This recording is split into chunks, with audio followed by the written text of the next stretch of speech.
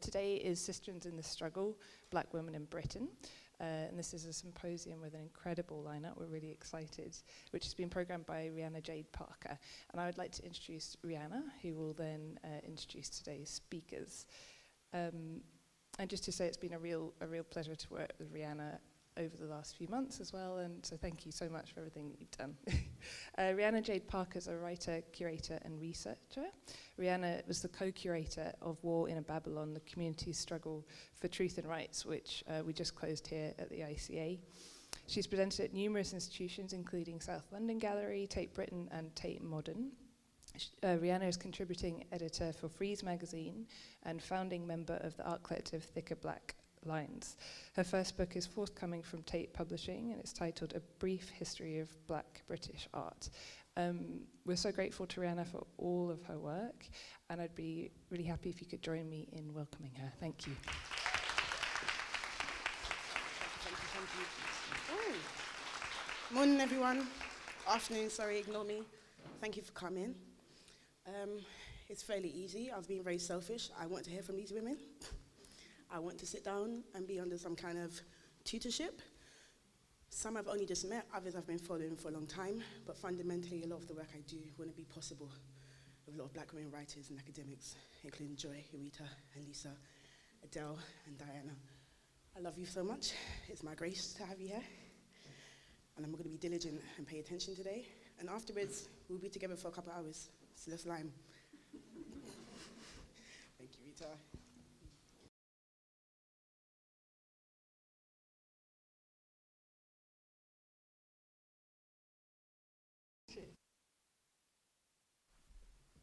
Hey, good afternoon. I'm Rita Gayle. I'm first up for some reason.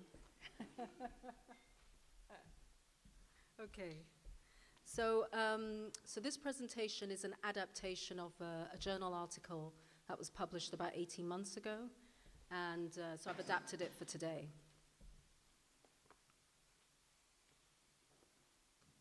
Okay. Right, so my own PhD research is concerned with the phenomenon of black feminist millennials across Britain who are presently working collectively as a means to overcome their exclusion from within the creative and cultural industries during this period, which I describe in my research as austerity in Brexit times. The premise of austerity in Brexit times describes 2007 to the present as the moment in which the millennial generation, that's the demographic of our population born between 1981 to 1996, came of age. Parallel to this, we have witnessed successive UK governments instigate state spending cuts in real terms, starting in the closing era of the Blair Brown's New Labour. By the end of New Labour, these cuts would escalate in response to the 2008 global economic downturn, which opened up a return for the Conservative Party, with David Cameron beginning his premiership in coalition with Nick Clegg's Liberal Democrats. In addition, millennials and the rest of us were noting society's spiraling shifts on race and immigration.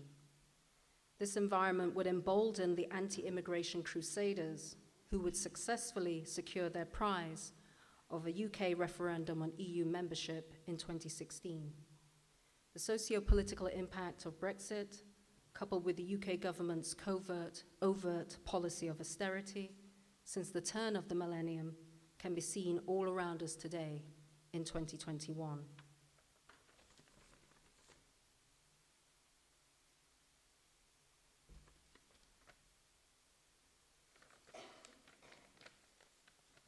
Sorry, I think I've got some issues with my PowerPoint here.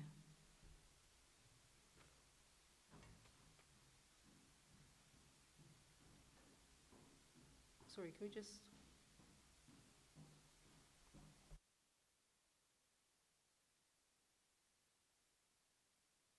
It's all right. Okay, so on culture and creativity. So culture and creativity have been important tools historically that black communities in Britain have utilized across the generations to grapple with and find solutions to the systemic anti-blackness we encounter in our lived experiences. Of course, for Black women, the issue of gender discrimination is a factor we have also had to confront.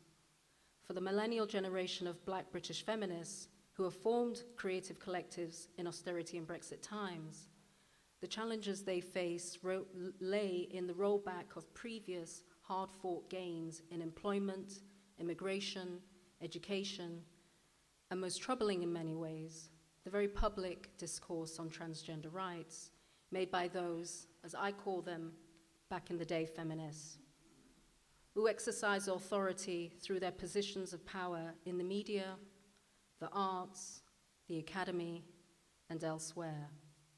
Millennials facing this cultural battlefield are operating on many fronts, but they're utilizing creative production as a tool in their struggle for equity.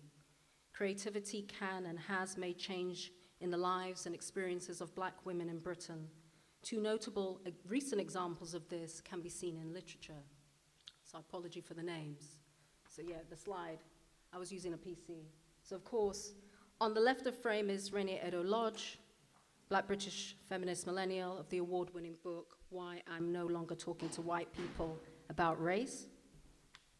And on the right, of course, is Bernardine Evaristo, Professor Bernardine Evaristo, author of the 2019 prize-winning author of Girl, Woman, Other. So by considering the cultural production made by these millennial generation, who are informing my research, so I'm interested particularly in the period from 2013 to 2020. So some examples of those collectives would include Afrofutures UK and Black Ballad, who are on screen, Black Girl Fest, Black Liver Birds, Galdem, Armel, Project X, and the Maya Group. I suggest that they are situated in a process that simultaneously encompasses a sense of Black British spatial past, presence, and futures.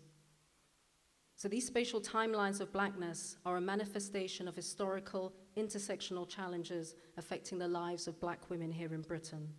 So in other words, when Black women in Britain collectively form and create, they are either consciously or subconsciously informed and formed by the environment around them, us, in this case Britain, and its Black cultural production that has come before them.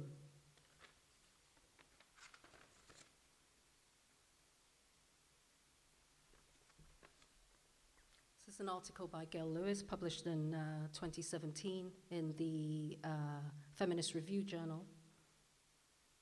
It's a Black British past.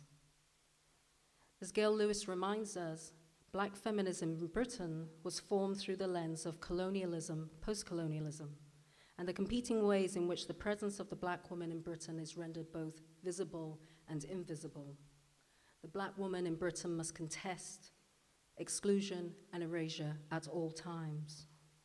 So millennial Black British feminist creative collectives are exploring approaches to combating their exclusion and erasure using a combination of online and offline practices, which can be summarized as forms of events. So I'm thinking here of media launches, festivals. Black Ballad have got their book festival on this weekend, for example, workshops, books, and social media posts, etc. This episodic nature of this more recent feminist activism in Britain is a reflection of what an academic called Michelle Kimpson calls DIY feminism, which serves the need for distinct feminist agendas at specific times and in specific places that are equipped to address the feminist issues particular to those contexts. The collectives are formed in the digital age against this historic background of colonialism, post-colonialism, but they refuse to be defined or contained by their past when there is a need and hope of making change in the chaos of austerity and Brexit times. The agendas explored by these collectives are transnational, translingual, and transgender in form. A retweet on queer identities in America, Brazil, Jamaica, or Kenya can provide a framework for discourses on post-colonialism and migration. But it could just as easily be a conversation about finding love, because love is important, right? Right? Okay. You know, we have to quote the people that are important to us. Patricia Knoxlow is my supervisor based at the University of Birmingham. She wrote a brilliant article in 28 about the city. So in the era of austerity, Patricia Knoxlow contests that making art and being creative in the urban environment, cities, towns, where most of us live, must be undertaken as part of a decolonial praxis. And these collectives are formed and were formed in the hostile environment, a position situating us as Black women on the very front line of austerity. One feature of this Black British resistance is music. Music in its popularized form, the song, continues to fill Black spaces and inspire moments which speak to the Black woman's exclusion. But it is also an indicator of movement in the way of change. I'm quoting here from Lisa Palmer, who's here today, and who speaks and writes on the Black British music genre lovers rock, emerging in the 1970s. And I'm drawing parallel here to the today's socio-economic and political era. In her revision, Palmer suggests that lovers rock is often wrongly described as a soft, feminized reggae, when in fact lovers rock was an integral part of a much broader and political expression of love and rebellion amongst Black British communities in post-industrial Britain. These tracks were produced in the late 20th century, featured uplifting vocals of predominantly female artists, including the likes of, sorry about the lines, Janet Kay, Carol Thompson, and Karen Wheeler. And we got a short mix on the first track to give us a sense of what this music sounded like. So the Lovers Rock. When you wake up in the morning and you realize the day is dawning, the sun shines through. I was shy when I was young, you know. Window pane, another day in your life begins again.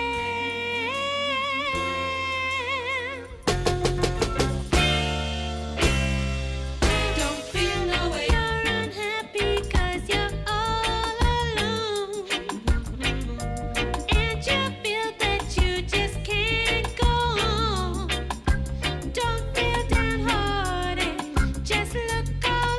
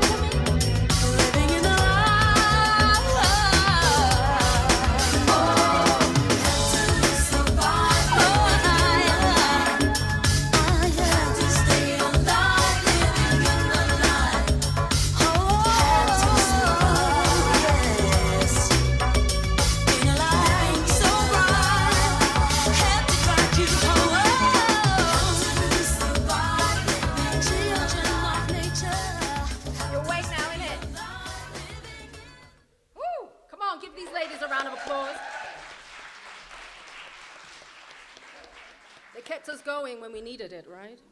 This is what they do. Wow. So regardless of time, our creative production, music is offered here as an example, provides a shorthand communication tool for Black identities in Britain, which form an embodied space of transnational sensibility. Blackness as song, like blackness as people, moves across fabricated boundaries, carried by cultural and physical maneuvers, aiming to stretch beyond the reach of appropriation.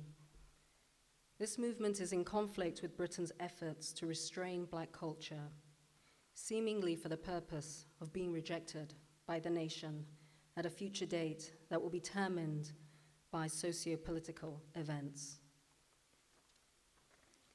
So it's perhaps quite ironic that in the Black culture in the United Kingdom, part of my research is considering the Black archive.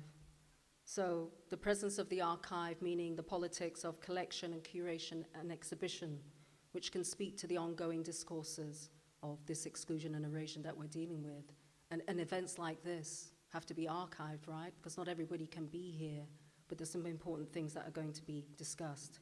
So what does the archive do? Why is it important? It's important because it helps to situate new and revise conversations, so I'm able to go back and talk about these musical icons here on the histories of Britain as a nation attempts to take stock in the aftermath of a Brexit. So what is Brexit? It's an internal debate on how this country should restart its relationships with regions in the 21st century, many of whom were once part of the British colonial empire.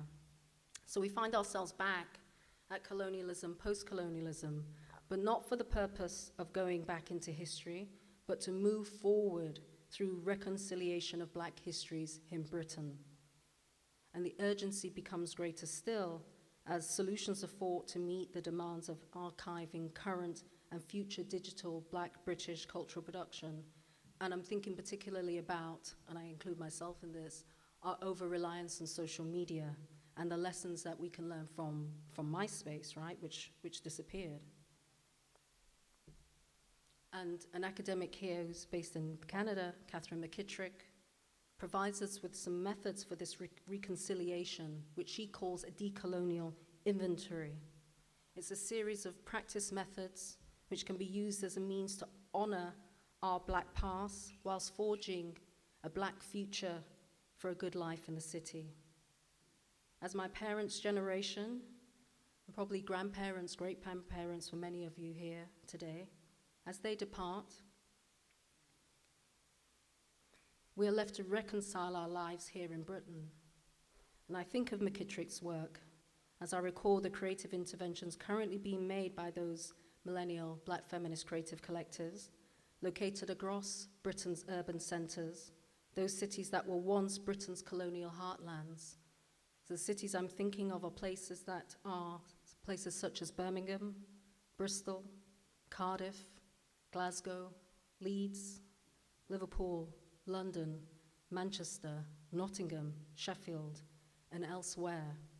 I'm thinking about the political policy making that impacts our lives and our communities, like gentrification, this catch-all term which describes the public-private funded planning partnerships that are encroaching and often destroying established sites of 19th century as well as 20th century Black settlements across Britain.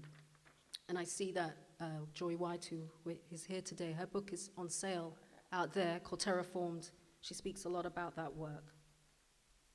So the production of these feminist collectives contains fundamentals of Black British cultural production, a construct embodied with a past, which I describe here as colonialism, post-colonialism, a present, decolonial and anti-racist, and a future, reconciling past and present for informing the practice-based methodologies for living a good life in the city.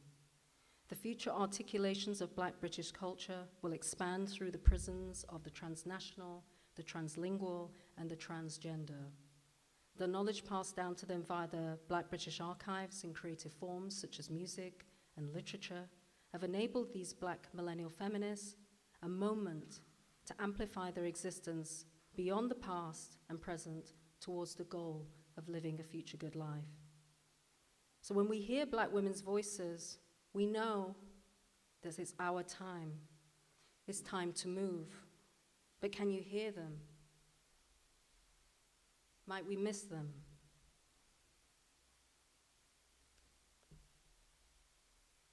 "40 years on from the original Lovers Rockers, we have a new generation who are making events in the spirit of Lovers Rock to blast out the hate of austerity and Brexit times as we work collectively to make a life better in the city. The 12-inch vinyls are now substituted by the digital streams, but they still hear the call of Black women's voices. So we must move. So I'll close out with our second mix. It's the Millennials featuring Laura Mvula, Neo, Ray Black, and of course Lil Sims. And a few examples of the new rockers. Their voices, when we hear them, are indicating it's time for us to move, to move, to move now. Thank you very much. We'll close out with the music.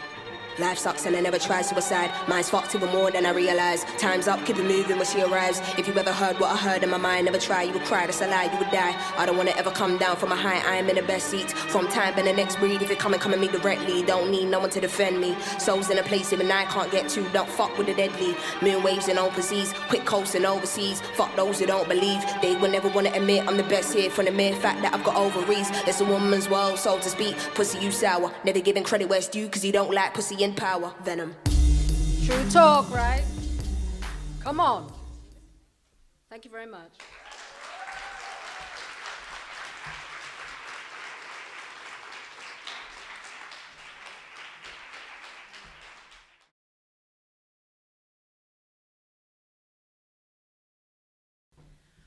Oh, well.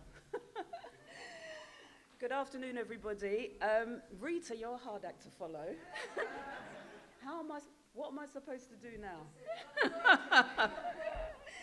All right, well, I'm gonna do my best. I'm just going to start by introducing myself. I'm Joy White, and to thank the organisers for inviting me. It's an honour and a pleasure to be here.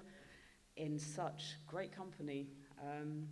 So I feel blessed. I'm just trying to position myself so that I can see the notes as well, so I'll do my best. What I'm going to talk about Terraformed, which is my second book, and it came out in May last year. Came out in the middle of the first bit of the pandemic. It seems like a long time ago now. And what I tried to do, so I'm going to talk about what I tried to do. I'm going to talk a little bit about the process of doing it and how it's kind of been taken up since publication. But what I was trying to do was to look at an approximate square mile in one geographical area. I wanted to look at how in one of the wealthiest countries in the world, social, economic, and racial inequalities are produced and reproduced. So what I did was focus on an area in Forest Gate that's in the London Borough of Newham.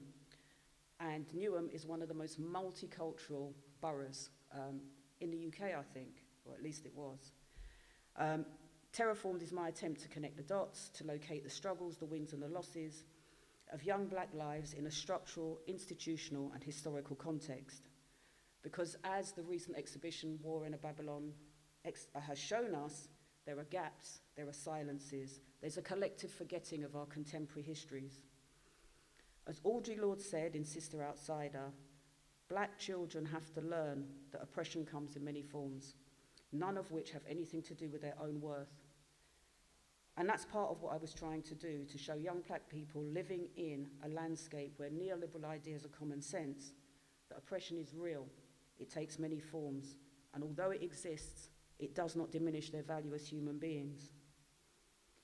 So my work in general has a focus on contemporary black British music, and it's this conjuncture of art and life, and it's at this conjuncture of art and life that it's possible to see how grime, rap, and drill, UK drill, all work as art, literature, and digital storytelling.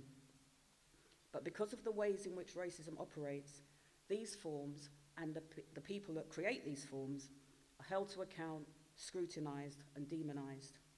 And this is an ongoing conversation. It's a conversation that happened in the past. It's a conversation that continues now. And this is at a time when police and the criminal justice system will take lyrics out of context. And research shows how it stops defendants getting a fair trial. It also demonstrates how so many young black people get caught up by association. I want to circle back a little bit. For example, because the ongoing conversation on the negative influence of UK drill reminds me of when I first started my PhD research. So much that was written about grime at the time, and there wasn't much, but it was always framed as a precursor to and a reason for violence, particularly in the inner city. The young people who made it were presented as problematic and troublesome. From the outside looking in, there was little that positioned grime in a positive light. In the academy, researching the experiences of young black lives using music as a lens was seen by some as not being a suitable topic for scholarly inquiry, and quite a few people said that to my face. Do you think this belongs here? Well, of course it does. So my work has been informed by curiosity and a kind of active, practical hopefulness. My aim is to write and research in a way that does not objectify or deny the agency of the women and the men who make music as art, expression, and as a form of resistance. I try to resist writing about black creative forms as silos of badness. I try to address the whole play, not just what happens on the stage, not simply what is visible, but to take into consideration also the cultural logics and the economic systems that are at play when we look at formations of contemporary black British music. A couple of years ago, I was invited to take part in a documentary series. I'm just going to read a little bit of what the email said. We're working on a podcast. We're exploring the circumstances that led up to the murder of 14-year-old CJ Davis in 2017 in Forest Gate. Each episode of our mini-series will look at a failing or a wider issue, which is exposed by his death. We explore grime music, race, youth culture, violence, and more. Note the easy conflation and connection between grime, race, youth culture, and violence. I chose not to take part, but I did listen to the final product. I heard Keisha McLeod, CJ's mother, describing all that she had done to try and keep her son safe, and all of the institutions that had let him down: schools, academies, pupil referral units, youth safety teams, and it was heartbreaking.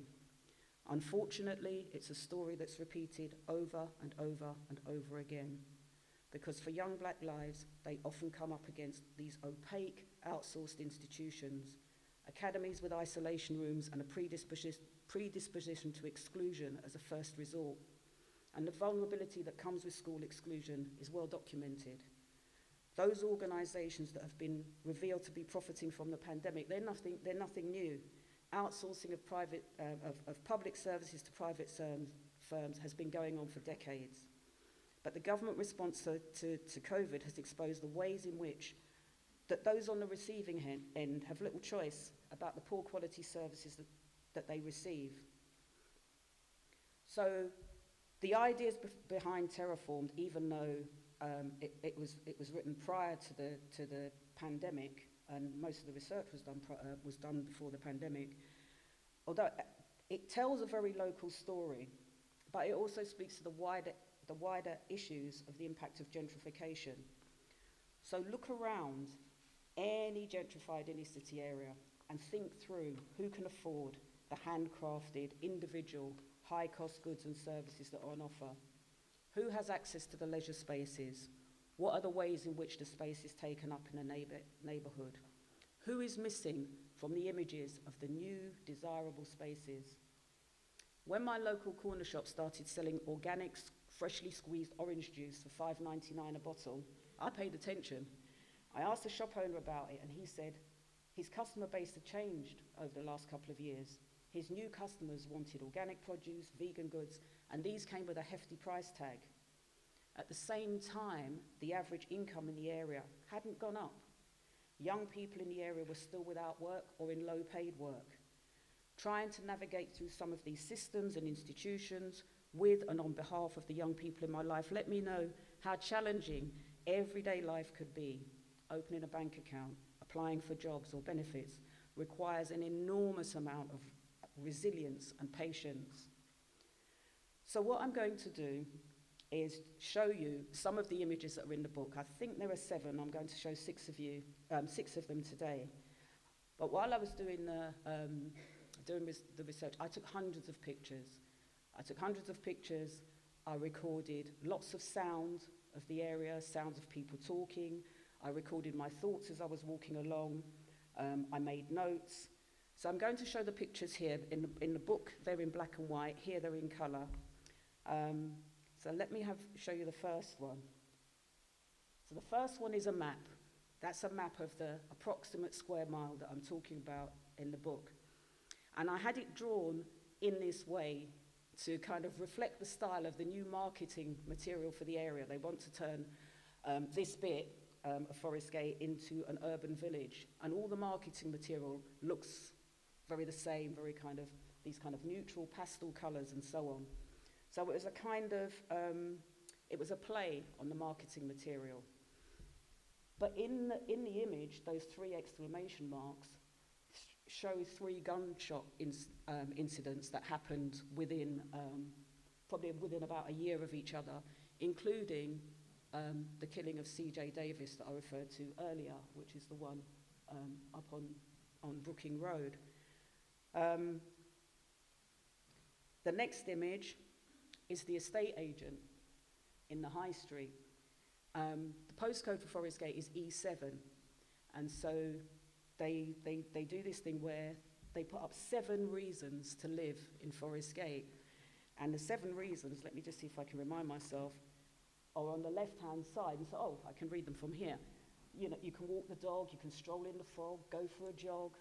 The Wanstead Flats, which is, you know, a wide open green space.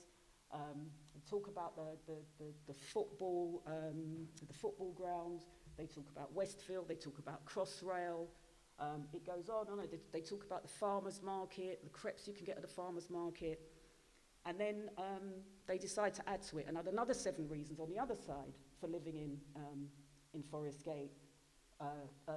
Victorian terraced houses, a regeneration scheme, lots of, a profusion of creative professionals, the coffee shop. In all of those 14 reasons to live in one of the most multicultural boroughs in the UK, there's no mention of a multicultural community. There's no mention of a multicultural contribution in any way. Part of my research for the book involved doing some kind of street ethnography. So I went and visited some of the newer places that had sprung up, went and had a coffee in a few places, went and ate chips in some other places as well. And I went to the gastropub. And so we get these kind of, you know, where stylized poverty as a backdrop, chipped walls and battered books in a corner. And the entry into these places, because these are the new leisure spaces, there are very few community spaces anymore, so if you want to meet in a group, you have to be able to go into these spaces, and for that you need money. So the cheapest item on the menu in the gastropub was the sausage rolls for £2. That's your entry into this particular space. If you don't eat sausage rolls, if you don't eat Scotch eggs, and again this kind of pastiche of past times was kind of, that is £2.50, but in old money it could look like 2 shillings. You know, this kind of taking you back to past times while being in the present, when life was better. And one other image from the book, literally young people in Newham had carved their names into the pavement, and that paving stone has been there for a while. You can just about make out the names of where young people have etched their name, and E7, the postcode, in the concrete. And this, literally under your feet, you walk past it to get to the new artisan bakery, where you can, well, at that time, you could buy vegan haggis sausage rolls. And this last one, outside of the gastropub, the farmer's market and the vegan haggis sausage rolls is a different Newham. And this is a still photo of the night of a police chase. There was an armed police chase that ended on this corner. You could probably count 13 or so police officers in shot. Most of them were armed. I'm a researcher, what am I going to do? You hear something going off, I've got to go to the shop. So I found myself here on this corner with about 50 or 60 other people, just watching what was going on and trying to work out what was going on. Most of the people who were out looking were older residents of Newham, shall we say. So we're out on this corner, watching what's going on. The road is taped off. At the back, the police have shot out the back of a vehicle. But we also have some film. I've also got some film that I couldn't put in the book, to think about the sound. What does it sound like? What does it sound like to be in these places and in these spaces when these events and incidents are going on in the other part of Newham, in the different part of town? So I hope it plays. Let me just click this here. I'm not sure how to click this. Anyone? Where's she gone? Let me just press it and see. Oh no, now it's gone back. I just need to play that bit of. It's. Go back one. It's only 20 seconds. I would never have seen that. Got any sound?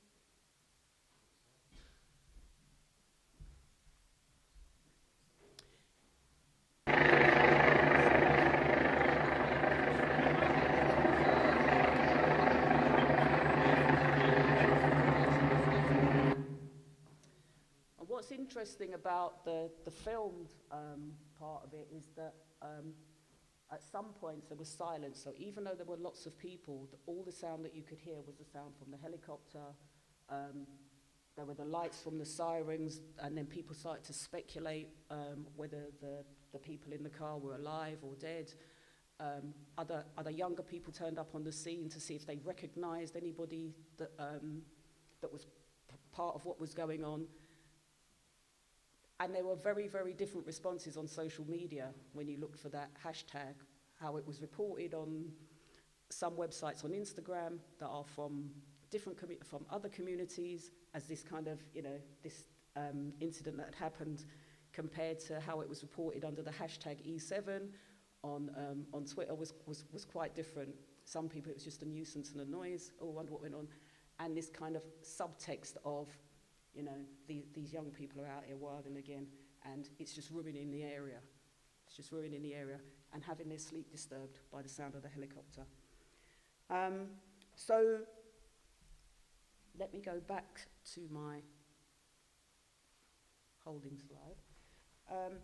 So why does any of this matter? Well, look at where we are. Rita talked about austerity in her presentation as well. And for the first time in decades in UK, life expectancy's fallen. 10 years of austerity had already widened the gap. And now Brexit and COVID keep us teetering on the edge of an abyss. Austerity is repackaged and played as an issue that immigrants have created. The game plan, setting groups against each other, appears to be an effective strategy to dissuade us from holding the real culprits to account. Questions of citizenship, who belongs, who can have it, that for those with black or brown skin, citizenship is conditional and it can be taken away. Tropes of the left behind or the white working class are positioned somehow as being the only valid place for narratives around inequality. Others then have no particular axe to grind and have no right to demand more. According to Toni Morrison, one purpose of writing is to translate sorrow into meaning. So I wrote about the sorrows and the joys of what I saw in an East London neighbourhood, but without the mask of respectability, politeness and gratitude that has us almost beaten and reluctant to demand more. I thought that by analysing the interaction between communities, legislation, policy, the built environment and the sonic landscape at a hyper-local level, I would have a framework that would allow me to consider how young black lives in particular are affected by the impact of racism, neoliberal policies and austerity. What I hope that Terraformed has done, what I hope that readers will come away with is an understanding that the hostile environment towards black communities in the UK goes back decades. Anti-black racism in the UK is underpinned by a collective amnesia with regards to the terror of Britain's colonial and post-colonial endeavours.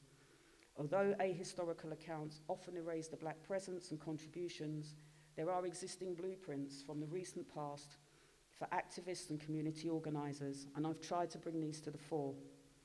Young black people are actively resisting the ways in which contemporary social, economic and racial inequality are depicted as the natural order of things. Communities of mutual aid and support are being established and developed, while hyper-individualism seems to be woven into the fabric of our contemporary society. I hope I've shown that we must rebuild our communities with multiple sites of care, nourishment and knowledge, as it is clear that the systems that are supposed to protect us are hostile and often violent institutions. I hope that readers will unlearn and challenge the ideology of meritocracy, the idea that anyone can make it if they just work hard enough. With the mirage of meritocracy, there is little recognition of systematic, structural and racial inequalities. 40 years of neoliberalism on either side of the Atlantic have embedded nihilistic, consumerist values as though that is the only way for society to move forward. In the UK, simmering below the surface of luxury new builds and obvious displays of wealth, the ever-widening gap between rich and poor, the haves and the have-nots, is revealed in the sonic landscape, rising levels of violence and increasingly punitive measures to contain it. Pressures on emotional well-being are enhanced by precarious employment and an ineffective safety net for those who fall on hard times. There's an increasing use of legislation to address social problems that arise as a result of inequality. Police uphold a collective fantasy of being solely responsible for law and order, that they are keeping us safe. Police are beyond reproach, even when people die at their hands. So we watch their spectacular displays of big knives and contraband that feed into young people's fears of violence and confirm to society at large that the world is a dangerous place. But the last point that I want to make is about a politics of active hope. So I'm returning to Audre Lorde, who said, but I do have hope. To face the realities of our lives is not a reason for despair. Despair is a tool of your enemies. Facing the realities of our lives gives us the motivation for action. For you are not powerless. You know why the hard questions must be asked. Asking those hard questions about racial inequality allowed me to be bold and to take a risk. 40 years of hyper-individualism and neoliberalism tunnels vision, warps compassion, and encourages people to despise each other and pour scorn and blame on their neighbours. But there is resistance through a politics of active hope, or what Prof. Les Back calls a worldly hope, meaning, I think, not a kind of unfettered optimism that everything will be all right, but rather hope and practical work for a better world. People coming together to subvert and overcome the ravages of neoliberalism. There are so many examples of community organisations set up by young people to support each other and to make change. Campaigns for justice, peace, and an end to youth violence. Campaigns for land equality. So many projects that attend to nurture and care. And of course, the hope that comes from creativity in all its forms. So to conclude, I'm going to end by saying that in many ways, Terraformed was a risky endeavour. However, it's been heartening to see the ways in which some of the ideas and the concepts have been taken up so far. I've had the opportunity to discuss my work in a variety of places and spaces with scholars, musicians, authors, creatives, and activists. It has formed the basis of many reflective and rewarding intergenerational conversations. So thank you for your time, and thank you again for inviting me. We know what to do.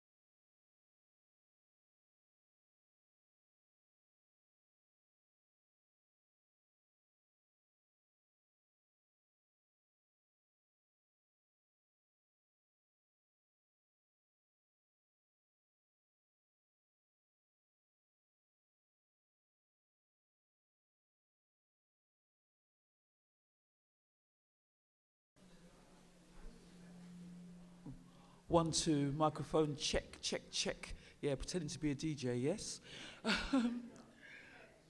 First of all, I would just like to welcome and say thanks to everybody for coming out on a Saturday when you could have been doing your shopping or whatever else you do. And I also then wanted to thank Rihanna Jade Parker, amazing young woman, for inviting myself to be on this panel of very illustrious women, powerful women. So maximum respect to all the speakers. Can we have a round of applause, please?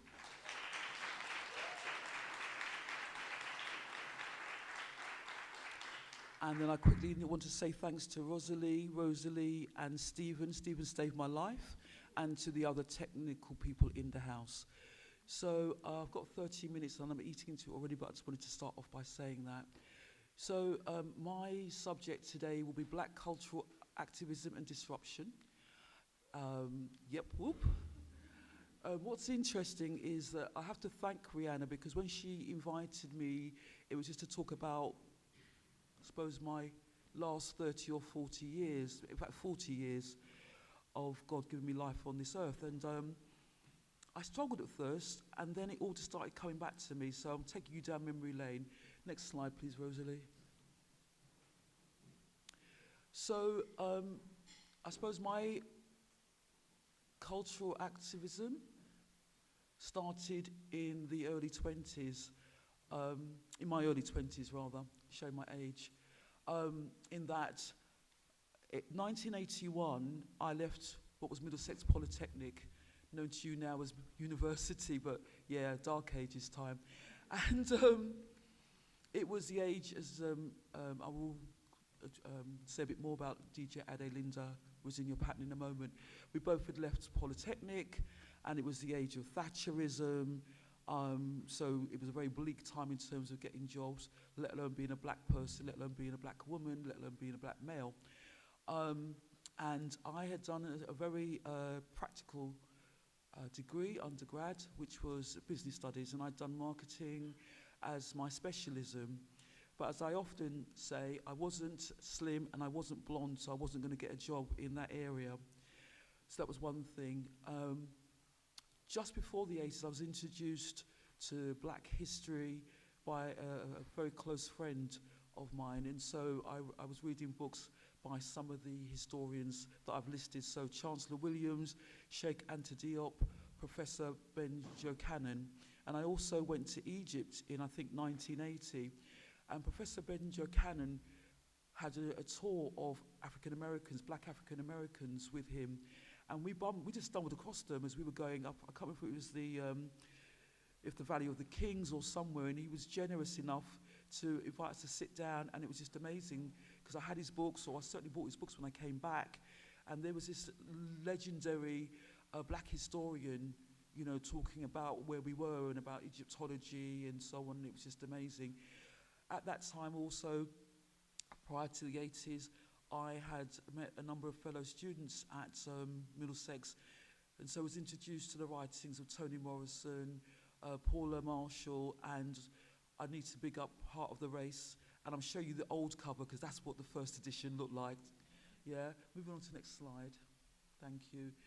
So in being introduced to history books and books about by Malcolm, about the Black Panthers, and being introduced to them, music was also featured, and the same friend that introduced me to the history books introduced me to the music. So in the middle we have Gil Scott-Heron and his partner, because there was actually two of them, and I was fortunate to meet Gil Scott in Commonwealth Institute that no longer exists. And I actually wrote to Gil Scott-Heron before he came, and he replied to me, and he phoned me at home. And it was Gil Scott, trust me. And I need to find that letter, and I've got his book and autograph somewhere in my clutter. The Last Poet's amazing, and I didn't get to see them until about 3 years ago. And the reason why I've done the other picture, Young, Gifted and Black, is obviously, a lot of you will know that was written by Nina Simone, but the version that I grew up knowing was by Boba Marcia, and may he rest in peace. Next slide, please. And then, further in terms of poetry, you have the two amazing poets there, and they were very important in my in terms of my learning and becoming a cultural activist. So Sonia Sanchez and Marie Baraka, you can still go on YouTube, you can still hear their stuff, very, very powerful, very radical. Next slide, please. Okay, so work. So my first job outside of Polytechnic was Virgin Megastore, and I put the picture there because it's now Primani when I last looked. And when I don't know why I was on Oxford Street that day. I honestly don't know why I was there, but I walked into the Megastore. I was obviously already a passionate music collector and music lover, and I walked in and I saw the manager, and I said to him, I need a job, can I have a job? And obviously, we spoke about what I'd been doing, and he said, no, I'm not going to give you a job because you've got a degree and you won't stay. And I begged him because I just wanted a job, and it was going to be with music, so hey. So I became a sales assistant in Megastore, and again, I tell this story, and it is true. There were two other black employees in the store. You can guess what they were doing, and I'm not making this up. So I was the first person, well, not colour because I don't use that term, black person in that store that wasn't the cleaner, and that wasn't security. And I've chosen this picture not because of Branson, who obviously owned it, but because in other pictures further on, so post-81, they've got cassettes in the store. We didn't have cassettes, we had vinyl, and that's how the records racks looked at the time. My good friend, DJ Adele, Linda was in your pattern. There was an opening, and I told the manager, and she was interviewed, she got the job. And Linda is significant because She's Sierra Leonean and obviously grew up with some of the music that I grew up, but obviously she had a knowledge and an awareness of music from around the continent, and she established the very first world music, African music section in Virgin. And record shops like Tower, etc. copied, but she created the very first record, African music section. And why that's important was she was doing it around the time of apartheid and around of Western countries thinking they were doing great by boycotting, the goods from South Africa, but actually they were harming the black South Africans. And Linda was very political and actually went out of her way to buy books and buy records and stock that counter. And so it meant that people that came from around the world could come and buy and support African musicians. And then later on we had them being brought over for festivals and concerts and so on. So that's very significant. Next slide, please, Rosalie. So I'm going to jump to June Giovanni. It's her birthday today, so you can all tell her that I had a picture of her on her birthday here at the ICA. But what's really important about this is that I move into my activism phase. And this film festival was curated by June Giovanni and another lady called Parmine de Vere. And it was at a number of cinemas across London. And when I found the publicity for this, I begged them to volunteer because it was like, I was probably still working at Virgin, I had loads of time on my hands rather, and I just wanted to make myself useful. So I volunteered, I distributed leaflets, and I actually staffed some of the events at the various cinemas. Next slide, please. So Bar Books. Again, how many people have ever come across Sabar Books? Yeah, Dada, yeah, and I don't know if somebody else. And I'd forgotten, Sabar Books was a bookshop on the corner of Railton Road. It says Herne Hill, but actually it must have moved either before or after. Corner of Atlantic Road and Railton Road. And what's really important about it, it was one of the few black bookshops, and it was community run. And who's heard of Black Cultural Archives? Okay, where Black Cultural Archives started was above the shop. The shop had gone by then because, as I say, it was we had one member of staff, and her name, may she rest in peace, was Yvonne Francis. I'm trying to remember her other name, Howard Francis, and she used to work there. She got me involved in the committee just before it folded. The two are not connected, and I used to volunteer on a Saturday to work in the shop. But as you can see, I think there's like only one person knows about the bookshop, and that's kind of sad, or a couple of people. But it was a very important shop, and I can't remember if it was around the same time as Grassroots, around the same time as Head Start, but it was around the time when there were a number of New Beacon books. I can't forget New Beacon books at the time. The other slide, sorry? Paul, yeah, of course, yeah, the Huntleys up in Ealing. The next slide, next part of the slide, sorry, could you come back for me a second, sorry.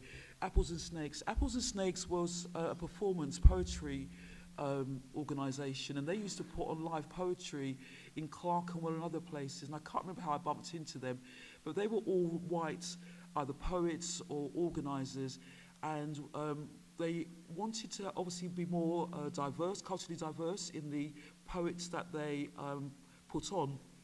And I joined that committee, and so we had people like Benjamin Zephaniah, Lem Cisse, Martin Glynn, who I'll talk about in a minute, Marsha Prescott, all these other black poets.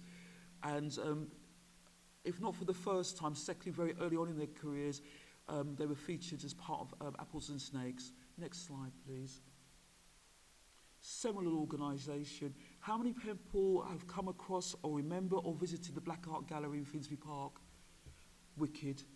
This is a very important organisation. It breaks my heart because it's no longer there, but the picture shows you the shop front.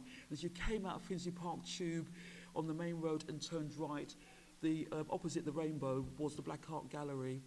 And in the gallery, we would obviously have visual art exhibitions, but we'd have poetry, we would have talks, we would have, a whole load of people coming through. So people like Okuanura, may she rest in peace, Jean Binta Breeze, We had the Black Arts movement, individual artists like Sonia Boyce, Keith Piper, Eddie Chambers.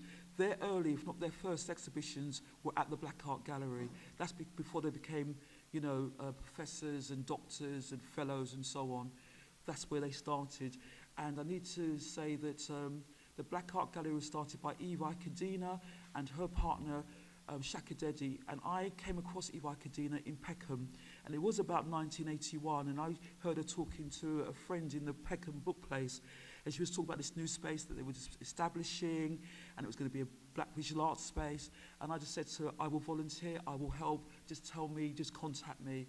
And what happened subsequently, next slide please, Rosalie, was that Shaka, who was the then director, wanted me to work at the Black Art Gallery, but then I took up another opportunity, so I thought, okay, as a Gemini, I want my cake and eat it too. So I was the chair of the board of the Black Art Gallery, and I went to work elsewhere, and I'll come on to that in a couple of slides. But the Black Art Gallery, I hope to do some work to bring to life the fact that it existed and what it did and what it achieved. And one of the similar exhibitions it had was Generation to Generation, the Front Room. Now, some of you will know of another exhibition that's more available. I'll just leave it there. Moving on to the next slide. Manera Theatre Company. I'm doing this for my own reasons. Has anybody in the room heard of Manera Theatre Company? Dada, Tracy, and maybe a couple of others.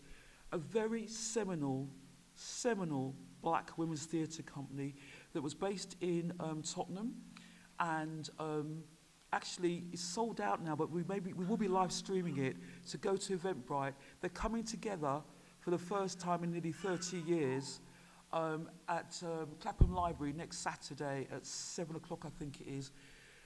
These women, and 4 of them are featured in the picture that was taken by Jenny Arboyne. Seminal, again, I use that word because that's how I feel about them. Their poetry, their writing, their prose, and their theatre productions has not been rivaled. In 30 years, has not been rivaled. They wrote various productions. The Red Image, you can see there, was one of their productions. And the book in the middle is an edited anthology of black women theatre. It's been written by Nicola Abrams. It's been published by I won't get myself sued, by a publishing company that thinks that a soft cover at £64 is acceptable, and a hard copy of nearly €100 is acceptable. I'll leave that there. But Manera is featured quite rightly in that edited collection alongside Theatre Black Women that was started by Bernadine Evaristo and Patricia Hilaire. It also features Black Mime Company and one other, which I can't remember. Next slide, please. Could someone tell me when I'm running out of time? But I'm going to be fast. So, Chedo. Yeah, what can I say? Okay, most of you I know in the room will know of Chedo Film and Video Company. Dada, can you stand up, please? Dada, can you stand up, please? Dada, can you stand up, please? You're going to make me late. Stand up. Dada. Right. So, Chedo Film and Video Workshop was established by, may he rest in peace, Melik Shabazz, Imru Caesar, and a number of other people that worked in mainstream film and television. I put the first slide there because that's where our name came from. It came from a film by Ousmane Sembène. I'm sorry, may he rest in peace. The film that is most well known, but we did do several films and videos, is the People's Account. It was banned because it did what it said on the tin. It was the people's account of the 1985 uprisings on Broadwater Farm. It has never been broadcast on TV, which it was made for. The IBA, Independent Broadcasting Authority, said we had to make some additions to it. We refused to do it. There was a long discussion in Chedo. In the end, we had to stay true to our people. Moving on to the next slide, please, Rosalie. You have here the woman with the camera. Sorry, I keep saying this, but she rest in peace, God help me. That's Dennis Elmina Davis. She came up with the idea of Amiga Rising. Sorry, my brain is racing. Amiga Rising was the first production to give voice to Rastafari women, and it features Judy Moa as other prominent and community Rastafari women in this country and in Jamaica. Next slide, please. So I'm going to repeat myself again. Malik Shabazz, may he rest in peace. One of the films that he made whilst in Cheddar was Triumph and Judgment, and I have to declare I didn't get the film at the time until I listened to Dada speak recently. It was a futuristic film, which is probably why I didn't get it at the time. I've grown up since. And it is available on Vimeo and YouTube to watch. Next slide, please. Right, so further disruption. There's a younger me with my DJ party. That's in her home. That's they were Sierra Leonean and they lived in Brixton, and they used to have lots of parties. So Sierra Leonean elders, school friends, family members, obviously, neighbours, etc. used to come to the home, and where Linda's mum still lives, and she was 90 recently. Yeah, it's wonderful. Linda used to play the music because she said she used to make herself useful and she used to want to be around the elders. And the best way she could hear all the gossip was to be helpful and be around the elders. So single stack record, none of this dual anything. So I used to basically, as she was taking the record off the turntable, I'd be putting it in the sleeve, handing her the next one. From there, we got asked to do birthdays, parties, eventually weddings. And one of the first things we did for family members, who remembers the Aylesbury estate before it's been demolished? Can you imagine? No lifts, yeah, and we're taking records and equipment up the stairs. It wasn't on the second or third floor. So that's how we started. The black, is it black and white? That picture there, two things about that. Can you see the dividers? That's how we started, very organised. Everything was organised by genre, yeah? Mm. And the dividers we liberated from Virgin Megastore. Oh, I didn't say that. And that was a wedding that was about 30 odd years ago, okay? Next slide, please. So I'm going to run through some of these slides, but gives you a flavour of some of the things we did. That photo there, I was part of Sound System Out National, which is a Goldsmiths initiative, and curated a panel. Linda got the idea. It was a panel of DJs that stemmed from Frankie Miss P right through to someone who was a DJ for the last 2 or 3 years at the time. What we did was we asked all the DJs to come and be photographed by a photographer, Inky Gray, Sharon Douglas, and basically we created this exhibition, and it was a part of Dub London exhibition at the Museum of London. Next slide, please, Rosalie. Some of the things we've done. So We Out Here is a festival that had run twice. It didn't happen last year, obviously, for COVID, but we were on the bill, and it was an amazing festival in Cambridgeshire. Next slide, please. Just released within the last month is Sonic Vibrations. It's part of an initiative called Writers Mosaic. There's 2 parts to it, and Lisa, put your hand up, please. Joy, put your hand up, please. These are 2 of my amazing women who are featured in either part 1 or part 2, and we're featured in part 2. Next slide, please. So various events. That middle event is interesting. That is a club up in Chingford, and we were playing vinyl, one of the few people on the bill playing vinyl. The engineer needed to find himself in the DJ booth, I'm not joking, was this wide. He had to be between me and Linda, so we had to pass the records either side of each other. Not sure why he felt he needed to be there. I was in a good mood that night, because the word beginning with C, ending in T. Anyway, the MC at the night was a young man, could have been my son. He was, again, fastened himself in the DJ booth. Not sure why. Then he saw we were playing vinyl. Ooh, suddenly it was Nzinga Sounds in the house, yes, and they're playing vinyl. Yes, I move out the way. Next slide, please. So we've done various things. We did a takeover of the ICA about 3 or 4 years ago, where we played music. We did a vinyl DJ workshop with some great young people. That's us at the BFI talking about sound system at Carnival. Next slide, please. You might recognise this young lady here at the top. She did a wonderful interview with us. Her name is Lisa Palmer, Dr. Lisa Palmer, sorry. And that podcast is part of the Black Obsidian Sound System. They're important because they are a nominee for this year's Turner Prize Award. They're in Coventry, and that interview features as part of their exhibition. So, you know, we're moving in good circles in Zinga Sounds. That book, another important book, came out in November. It is edited by Professor Les Henry and Professor Matt Worley, features a number of eminent academics and practitioners, and we've got a chapter in that book. That's our first published chapter. Whoop, whoop. Next slide. So, as the lovely trailer to this talk said, I'm currently an MA student at Goldsmiths College in New Cross. Should have finished a couple of years ago, but lost my mum, lost other people, got COVID, got long COVID, didn't know which way was up. Was going to give the course up at one stage, and I thought, I can't, I've told too many people that I'm going to do this MA.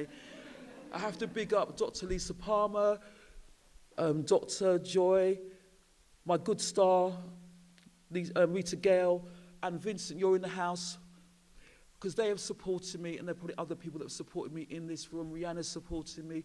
I give you thanks. I recently did my second assignment, and I got a distinction.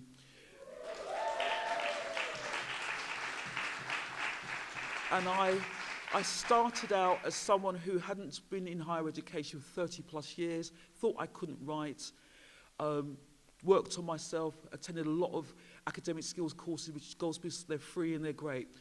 What I want to end on, before I say thank you to you guys for listening, is the assignment that I got the distinction for, and I have to big up Dr. Namor Purwa, who was my lecturer for that module.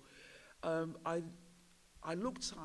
did some research, and I interviewed a millennial DJ. That's someone in her 30s, 30 years difference between the two of us. And what the essay did was two things. It looked at how we are treated by male DJs, women and males who come to listen to us, we being, in Zinga Sounds, DJ Ade, Junie Rankin. And basically I used Dr. Numar's framework, which is called Space Invaders. And it looks at how people who come and listen to us in a space where we are disrupting, we're not the norm, they get disorientated because you're females. You don't know anything about music, you don't know anything about technology, or those records by there, who did you borrow them from? That's the kind of, we've played out a birthday party, a 50th birthday party over 10 years ago. So I've got the headphones on, because I'm queuing the next track. Linda's finding the track after that. There's a friend of ours called Ken and Dada who both helped us source our equipment and so on and so forth. He's sitting there just quietly minding his own business. People come up and they're starting to talk to him, they're asking him questions. He's going like, need to ask those two, they're the DJs.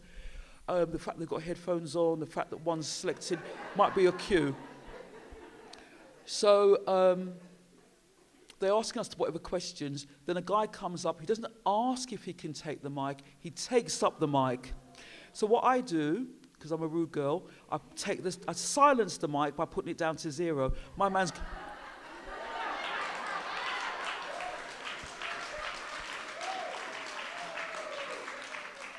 So, because Linda's been brought up well, I was brought up well, but you know, I'm a rude girl. Linda's been brought up well and is more observant of her upbringing than I am. She explains to him, no thank you. Because I'm sure a lot of you in the room, I can see you were ravers, you're probably still raving now. You will hear the MC or whoever it is, all the pretty girls come on to me, all the sexy girls, yeah, that's not us. And if we want to say something, we will say, our things, let the music do the talking. People come to dance, to rave, to reminisce. They don't come to hear someone talking. I won't say the word, the F word, yeah? They come to hear the music, to go back in time or to go forward with people like Coffee, Protege, my other man there, Chronics, you know, all them kind of people. They don't come to hear people chatting, another F word, ends in T. Yeah, they come to hear the music. But what was was it disturbing? What I found out by doing the essays was that some things hadn't changed. My millennial DJ, who plays a lot in clubs, she's got her own website, she would have the same issue with people wanting to disrupt her in the DJ booth, thinking that she's not familiar with the technology, all kind of things. That hadn't changed. What had changed, which won't surprise you because there's a time lag, was technology. When we started, it was vinyl. There wasn't anything else. When she started, in the last maybe 5 or so years, obviously there's CD, there's streaming, there's MP3, MP4. What Linda and I take pride in, and I'm going over time slightly, is that we've kept pace. My love, first love, vinyl. You can't beat vinyl. But, you know, you're in different spaces, you have to go with the different technologies. Moving on to my dissertation. So my dissertation, which won't surprise you, is called, what's about African Caribbean women who own and run their own sound system. Because if you Google anything like that, you might find a couple of words. You certainly won't find anything that's going to be 10,000 to 12,000 words long. So I'm going to do justice to certainly the other female-owned and run sound systems in London. Nzinga Sounds and Seduction City are two of the longest running in London, alongside Legs 11, Yasmin and Sisters, big una up. Sister Culture, who was running before we were, enough respect to her. And I think Kaya Tali, who runs her own sound system as well. And at that point, I'm going to go to the last slide and say thank you very much for listening.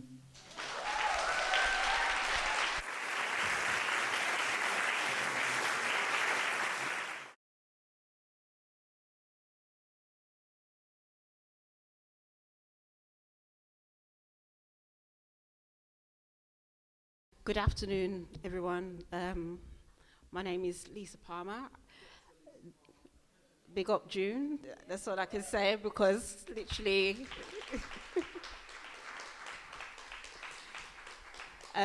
it's such a pleasure to be here this afternoon, and I really want to give a big thanks to Rihanna for organizing this event.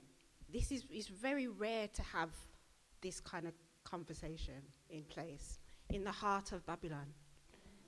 You know, let's just be real, okay? So I'm going to talk to you today about some of my research around lovers rock music. I've been doing this research for quite a while. I've been trying to write a book for the longest of time, and everybody keeps putting pressure on me to write it. Life happens, so it hasn't been written yet. But I wanted to share some of this work with you all today. So the talk is called The Cultural Politics of Loving Blackness Through Lovers Rock Music.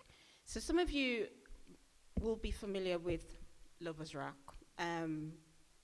But when I started to do this research, not much was actually written about the genre. There was very little scholarship, and what scholarship actually did exist tended to be kind of, I'm going to get into that as we move through the talk, but it kind of tended to not really understand and appreciate the role of many of the black women within the genre.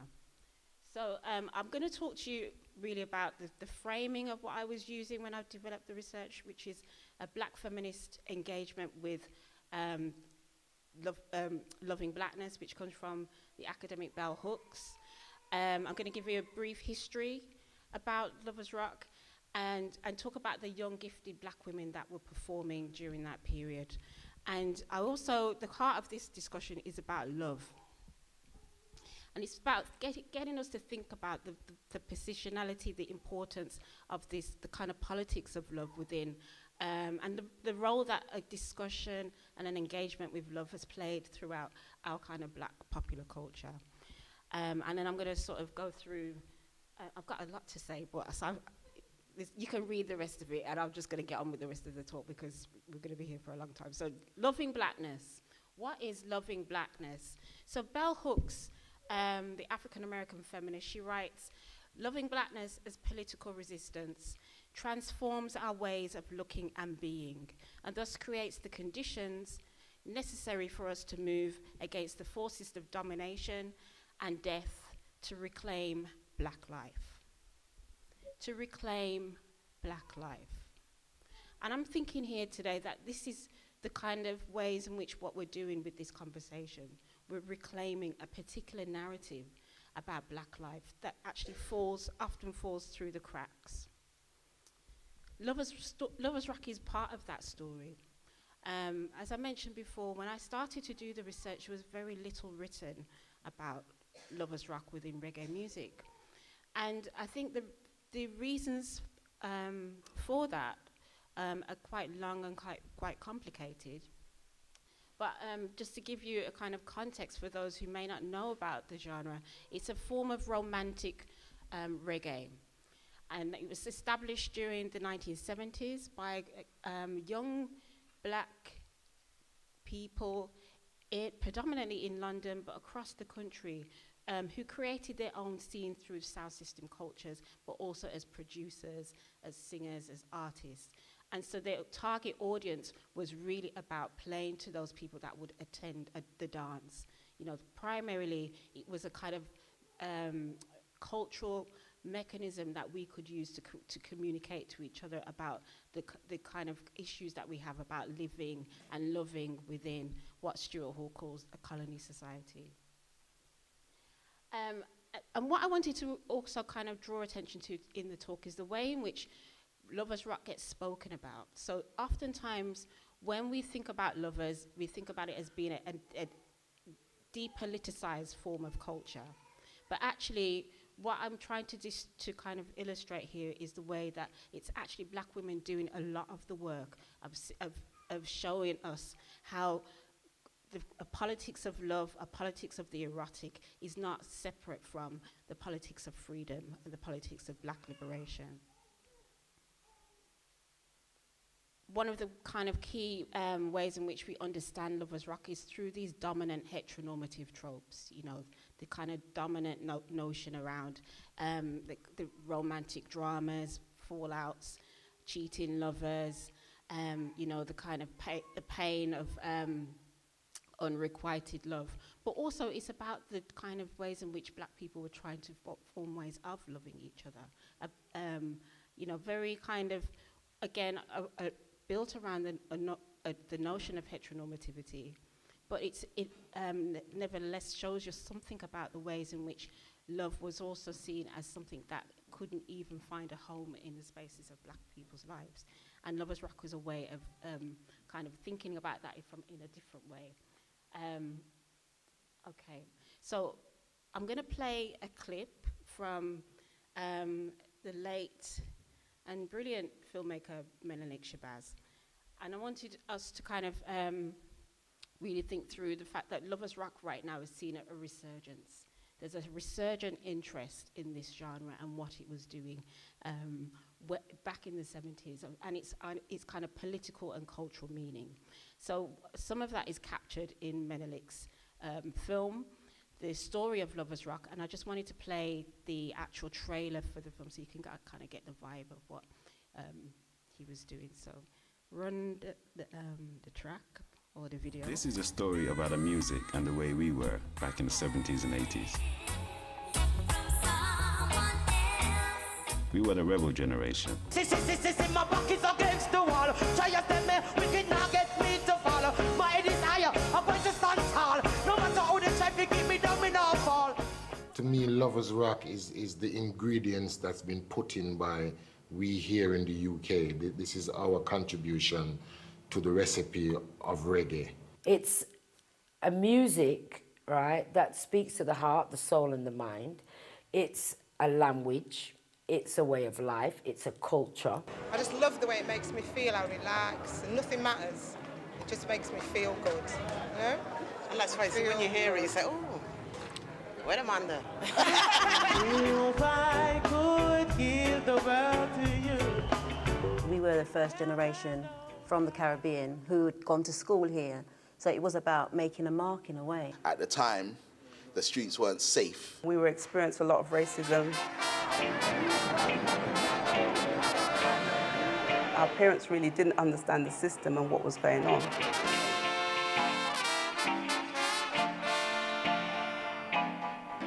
So Lovers Rock was like an escape for us. It was almost like a kind of coping mechanism. You'd wait for that to come on. Even man, them, even the wickedest man with the biggest car, murderer, when he marry lovers, he might look a girl for dance with too.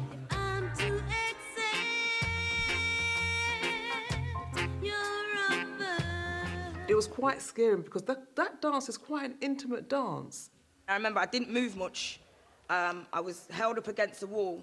I ain't gonna tell you what happened, but I did jerk a lot uncontrollably against that wall. Something happened. But you know when you actually go down like this, you go all the way down and you're feeling good about yourself because you've made it, your legs haven't knocked together, and then I look up and I realise that she hasn't come down with me. She's looking down at me like, what are you doing, you idiot? We were creating something distinctively British, right? And we were hoping one day to be as big as any other genre. A lot of people were coming from Jamaica to be a part of the English industry and seeing Dennis Brown, your Gregory Isaacs, your Freddie McGregor.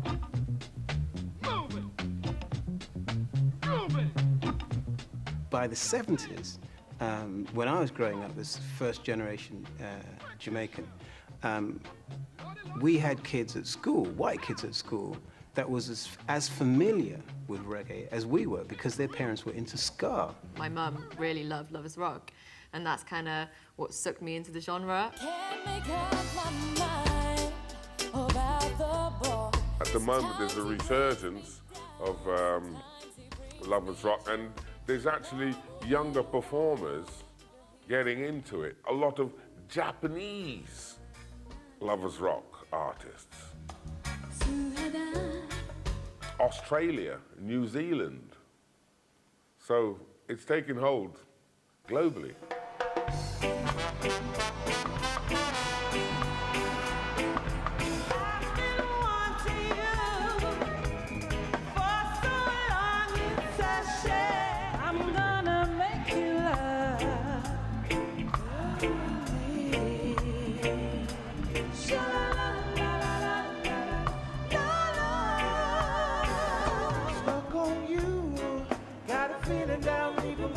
That I just can't lose. Girl, I'm on my way. Ed. Ed. Ed. What? You're not actually moving. I know.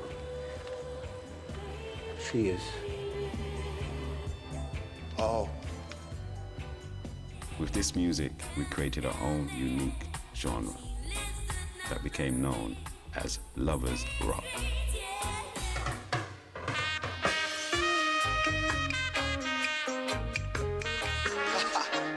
Okay, people, this is Lovers Rock. Dig it. Brop, brop.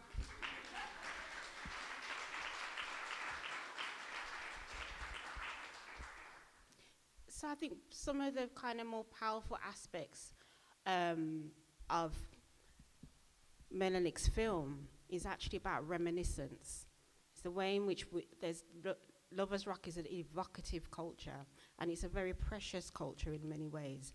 And this was actually evident when Steve McQueen, with his Small Act series, actually had a particular episode called Lovers Rock.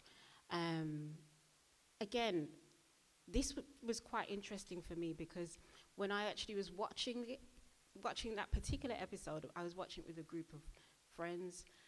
Actually, it was kind of lockdown, so we were on WhatsApp, kind of texting each other and kind of saying, you know, what was our responses to the film.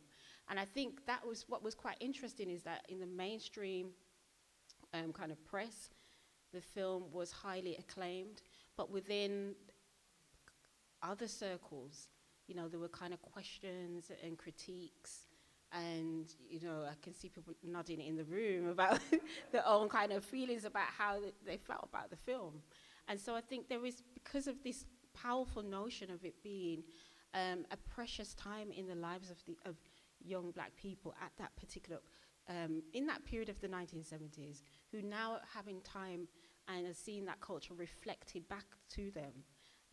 You know, I kind of feel sorry for Steve in some ways, because like he was never gonna get the kind of response that maybe, but on the other hand, I think there's a ways in which that it was a missed opportunity.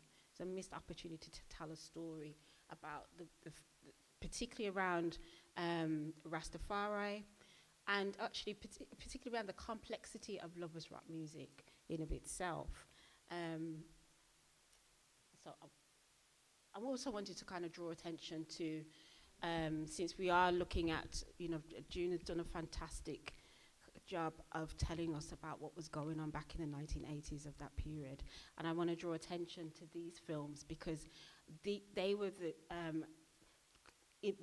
within their soundtracks, each of these films, Babylon and Burning an Illusion, have lovers rock seamed and sewn into the narrative.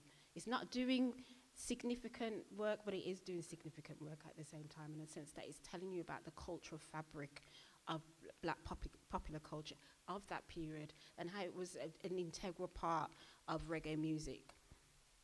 So some of you might recognize Dennis Bovell, often known as the godfather of lovers rock and also a music producer. And so Dennis,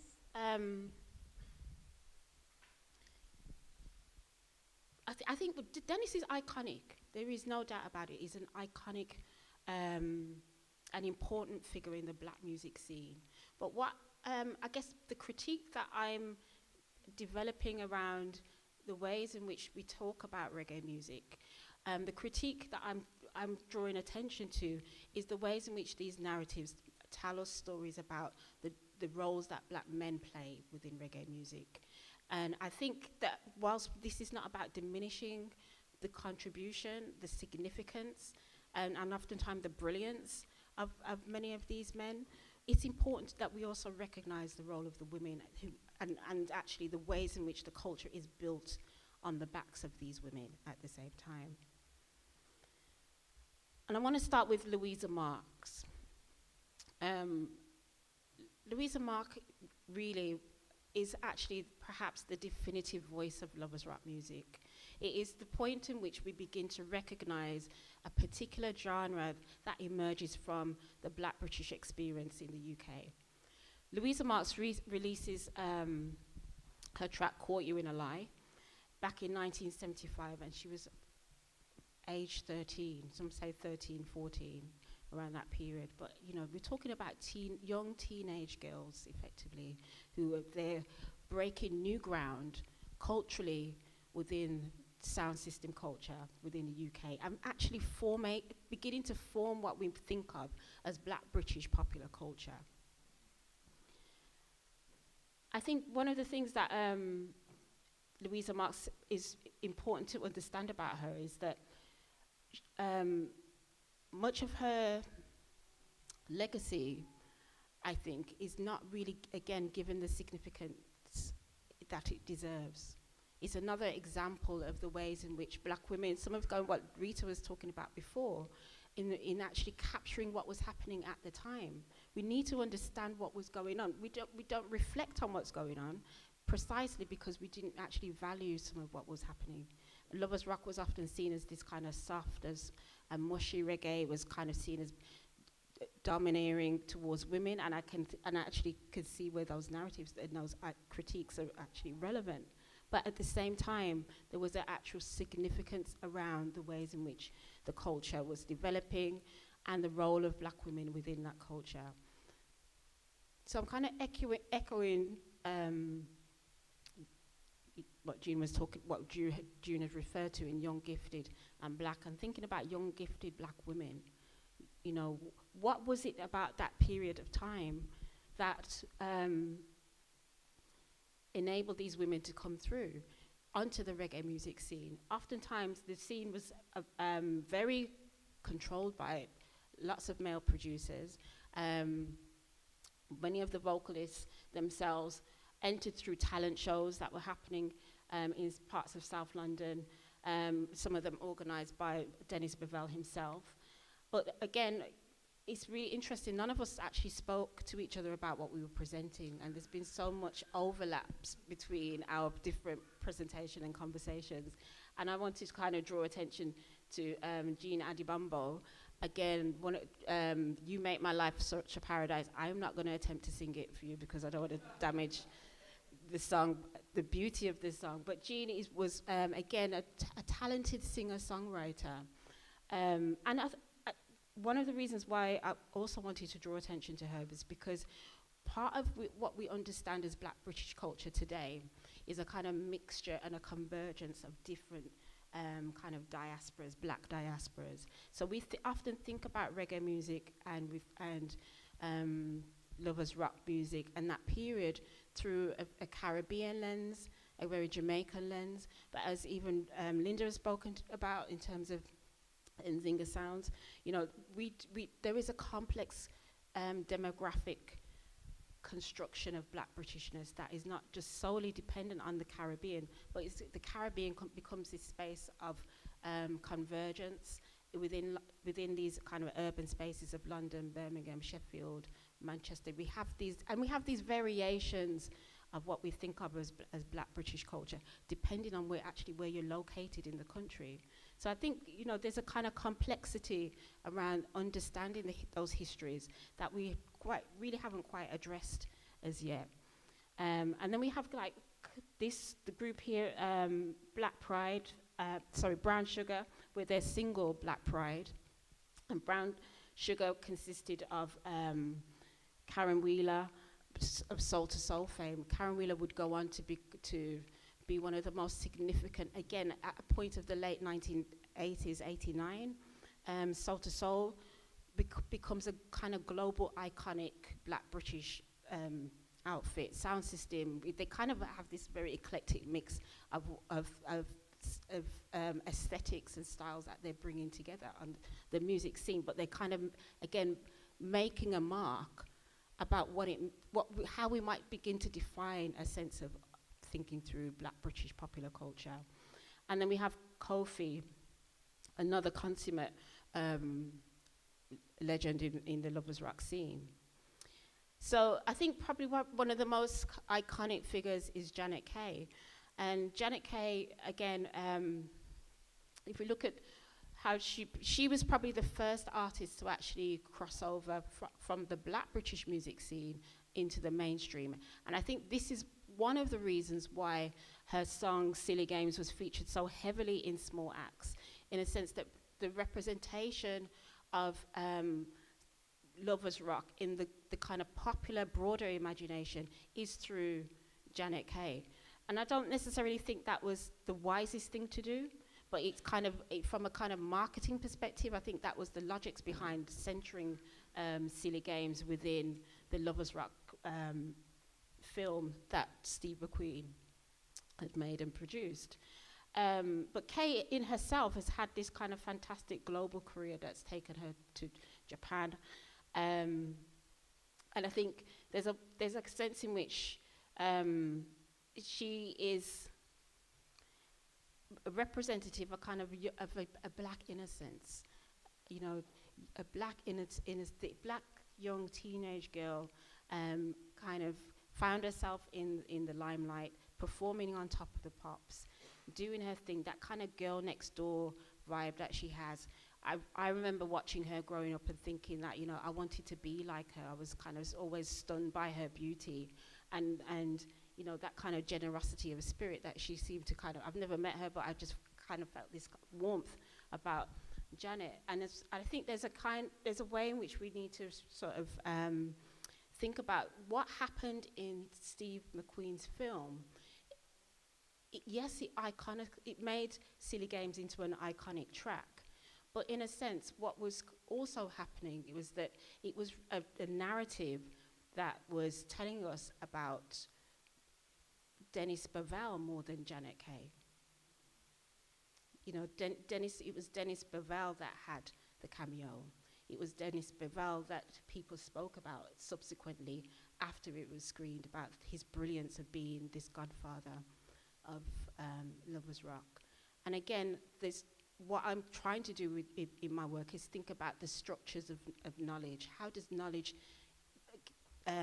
become circulated? How do we structure what we know about what we know? You know, how are ideas formulated into the common imagination? So I wanted to draw attention to one of the few scholarly kind of chapters that were written about Lovers Rock back in the 1980s. Yeah, 1987 by Dick Hebdige in his book called Cotton Mix. And he kind of writes, so I'll just read what he says. He says, what Lovers Rock did was give young women a voice inside reggae without forcing them to deliver sermons when they didn't want to. It didn't ask them to lay down the law of the righteous. In some cases, in records like Indestructible Woman, it implied that all laws were made by men anyway, and that women didn't have to bow down to any man-made laws unless they wanted to. Most importantly, Lovers Rock made it possible for women to sing about real things close to home, things that affected them. Can anybody kind of just like, if you're willing to sort of put your hand up and say something, tell me what you know, your perceptions of how Hebdige is describing what was happening in Lovers Rock. Is it something that is familiar to you?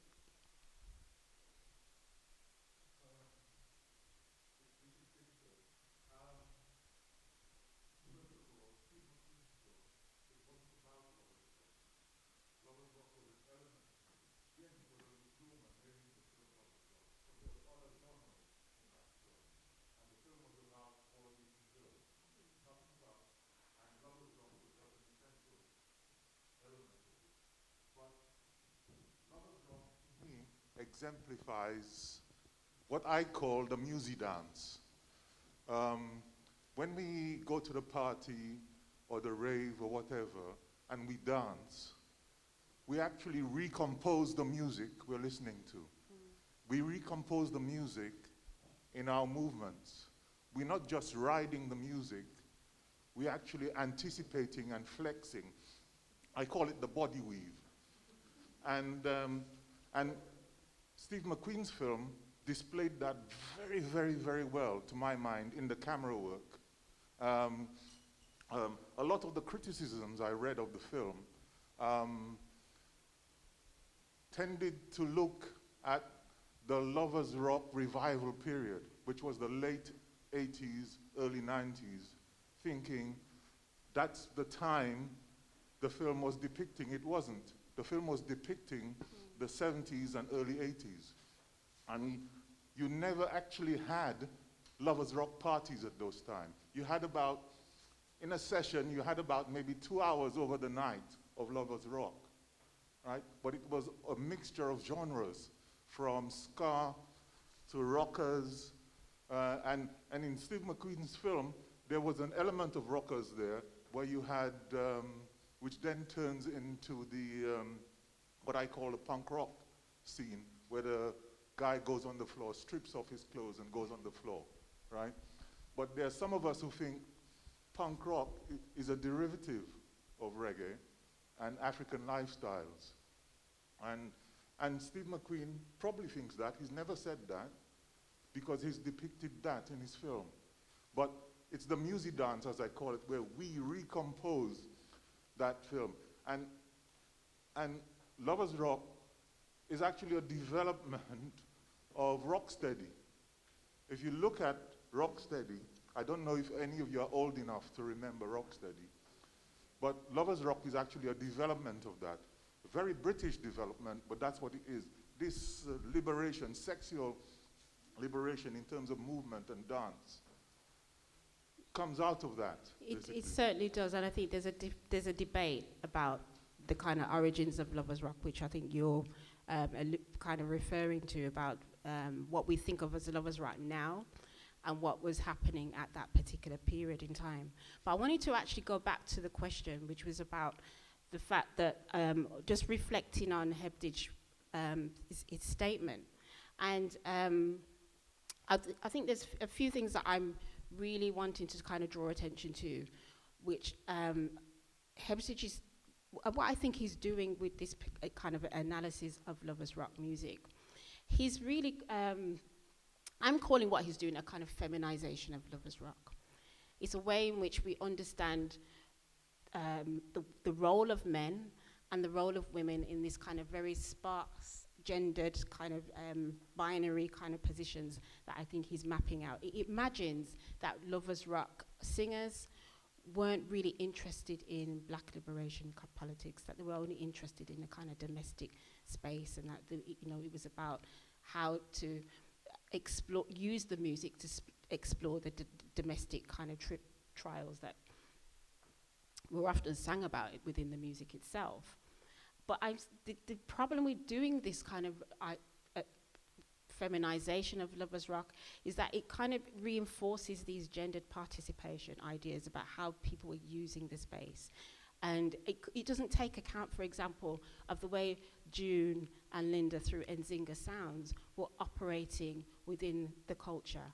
It misses that completely. And I think that's the kind of complexity that we need to revisit about what was actually happening at that time in terms of how women were participating, black women were participating within the development of reggae music.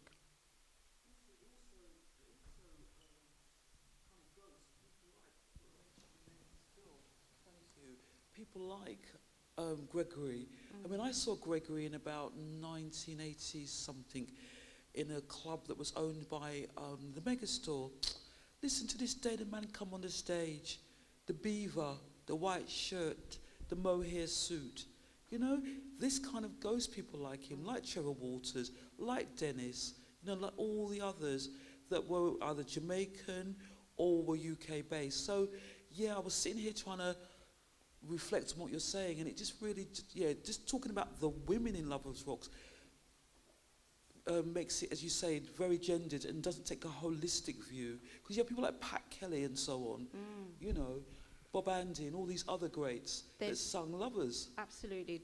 There's a strong tradition of male artists, and it's actually interesting that, again, within the kind of narration of reggae music, that we see these ways in which the gendering of lovers rock and the feminization of lovers rock is doing the work of erasing some of the roles that black women had played, but it also is doing a way of kind of minimizing the contributions of many, particularly black British male singers. I would kind of think the Jamaican male singers are slightly, have a different kind of reverence, but black British male singers also kind of get this kind of this very strange positioning in relation to kind of the radical politics that was happening at the time. I've literally got a minute left, and I haven't even got through a third of my presentation, but we had a good discussion. But I'm going to try and get to some of the crux of really what I'm trying to say is here, which and draw attention to Carolyn Cooper, the brilliant Jamaican scholar, who talks about the ways in which we need to think much more flexibly, really, about the roles of political conscious reggae, and thinking about it as being much more textured than we actually imagine. She says that the erotic is contained in the protest. You know, that the erotic is always happening in the protest. Actually, when we deny the role of the erotic within the protest, we're not actually giving a full kind of recognition of the kind of ways in which we engage in a certain set of politics about what it means to be developing black popular culture.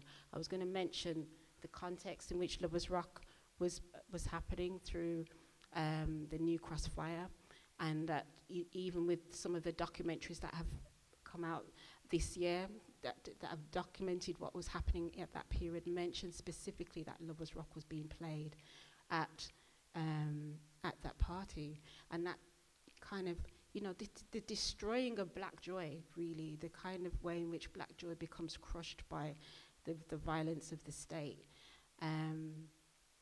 becomes a really dominant theme with a lot of the ways in which black communities in this country have been trying to live their lives. The policing of sound system culture, you know, the heavy policing of grime.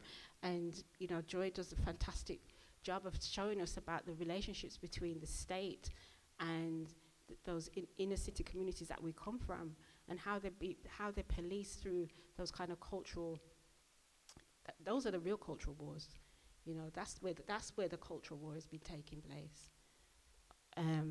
So I'm going to just draw to a conclusion and just say that Lovers Rock really emerged against the backdrop of state racism, tumultuous economic industrial disputes, and successive urban uprisings, similar to what we're seeing today.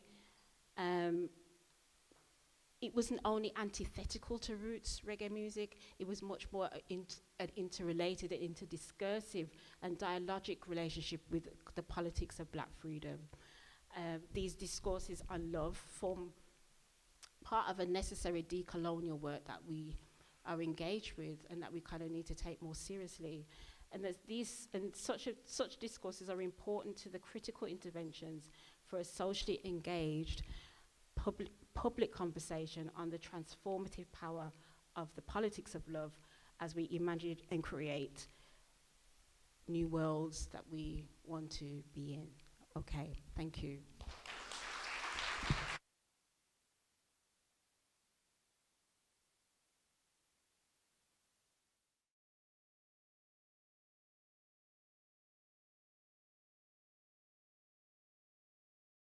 There's an African proverb which states, until the lion tells the story, the hunter will always be the hero. It goes on to, until the story of the hunt is told by the lion, the tale of the hunt will glorify the hunter. That's one of the factors which led to us writing this book. Because a few years ago, there was, something was done, a documentary was done about the uprising throughout the 1980s. And during that period, Abyssindi was the only organization that was able to keep its doors open. However, they showed that film at one of the carnival, and there was absolutely nothing of Abyssindi. We were totally erased from that significant part of our history. That was one of the factors. The other factor which has influenced our decision to write this book is based on Maya Angelou, where she said, people will forget what you said, people will forget what you did, but people will never forget how you made them feel. And now, over the years, grown people will come up to us, they no longer remember our names, but they'll say Abyssindi. And some time ago, we had an interview with one of them, and they said, Abyssindi gave you a sense of pride, a sense of dignity, and it made you look at both sides.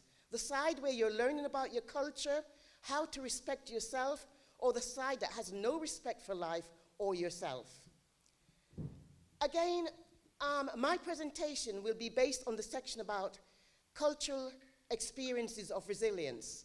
But before I go any further, would like to welcome Malika, the daughter of Paula Jones, our late sister Paula Jones, who's on the cover of this. And also to welcome my daughter Tembi, who's there to support us.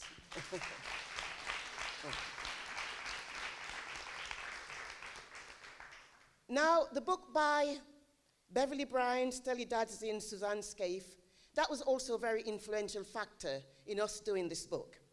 Because according to them, if we are to gain anything from our history and from our lives in this country, which can be of practical use to us today, we must take stock of our experiences, assess our responses, and learn from them. This will be done by listening to the voices of the mothers, sisters, grandmothers, and aunts who established our presence here, and by listening to our own voices. And one of those people is Sister Lindy Tuselli. She has been with us in Manchester, and she's been with us in London. Yeah. Now, the first person that I'll begin to talk about is Kath Locke.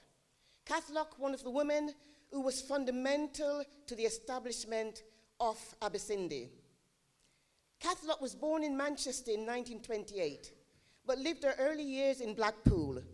She remembered her school years in Blackpool and how her school deprived her, for racist reasons, of a place in a grammar school. Although she had passed 11 plus, this had an unforgettable effect on her life and strongly influenced her politics and activism. Kath believed strongly in the power of the community to change their situation.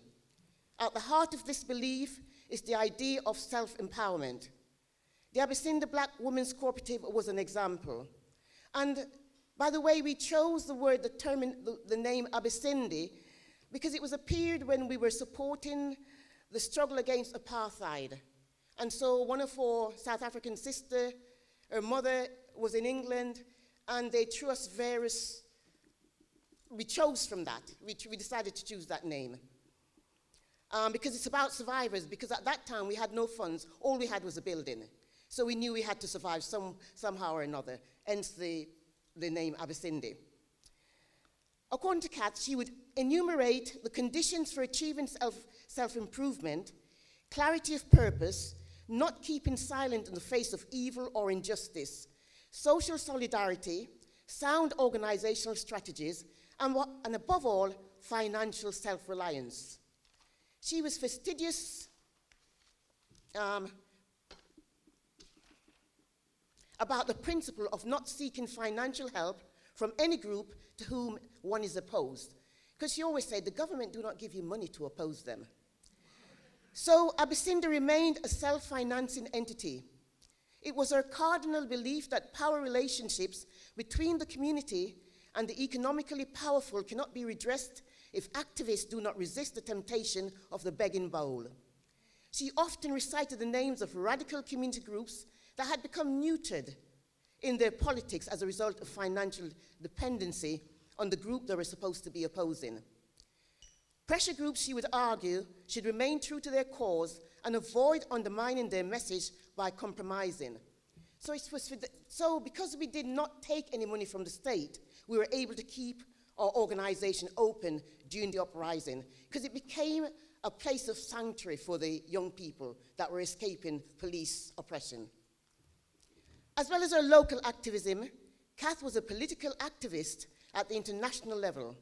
This was most evident when she discussed the impact of the 5th Pan-African Congress held in Manchester in 1945 at a university with both Adele and myself as worked at. Although she was too young to take part in the conference, she recalled with pride meeting some of the key conference delegates, such as Jomo Kenyatta and Ras McConnell, to her father's connections. Throughout her life, she believed that the problems facing Black people, whether local or international, could be solved through unity and collective solidarity. Now fast forward, because what happened with Abyssinia has gone on to influence other forms of activism. So, recently, we had people like Louise Dakokodia. They arrived here to serve the National Health Service. She was amongst the women that came to England to develop the National Health Service. And in terms of their experiences, I will talk about what she did and then about their experiences. I'll be reading what Louise has said about, she said, arrived in England in 1951 to pursue a course in nursing at a hospital in London. During my career as a student nurse, I came across a series of problems with nursing sisters who make you go to the sluice all day to wash waste from incontinent patients. It was very difficult then to figure out why it was always the few Black nurses and Irish who got sent down to the sluice. There were other aspects of nursing duties to be done, but invariably you ended up in the wretched sluice, either cleaning bedpans or washing the messy bed sheets. You would be upset, but you couldn't show it. It was difficult, very difficult. After obtaining my registration, my state registration, I undertook midwifery training and subsequently completed the health visitors course. Then I took up a senior post in Berkshire. I came to Manchester to take up a post as assistant superintendent of district nurses. It was my senior post. In my senior post, it became apparent that some of the white nurses under my supervision didn't like receiving orders from me. There was resentments, because you'd see them sort of thinking, and who do you think you so-and-so? although there was nothing they could do because I had the authority. Sudbury argues that black women's organizations are spaces in which black women can create oppositional and empowering narratives of self. The Louise Dakakoji Education Trust, Windrush Women, the backbone of the NHS 2019 stage production, in celebration of the contributions of Windrush women to the development of the NHS, is one such example. This production also highlighted the ongoing contributions of Windrush descendants, as in the Manchester-based family, consisting of M, who migrated to England during the Windrush period and worked with the NHS as a cook. Her daughter joined the NHS as a state-registered nurse. One of her granddaughters is a senior medical consultant, and her great-granddaughter is now a junior doctor. Now you wonder, what's the connection between these people and Abyssindi? Well, one of their daughters, one of their sisters, one of their auntie was also a member of Abyssindi. And sorry. And this is the late Shirley Innes, and this was her family. Thank you.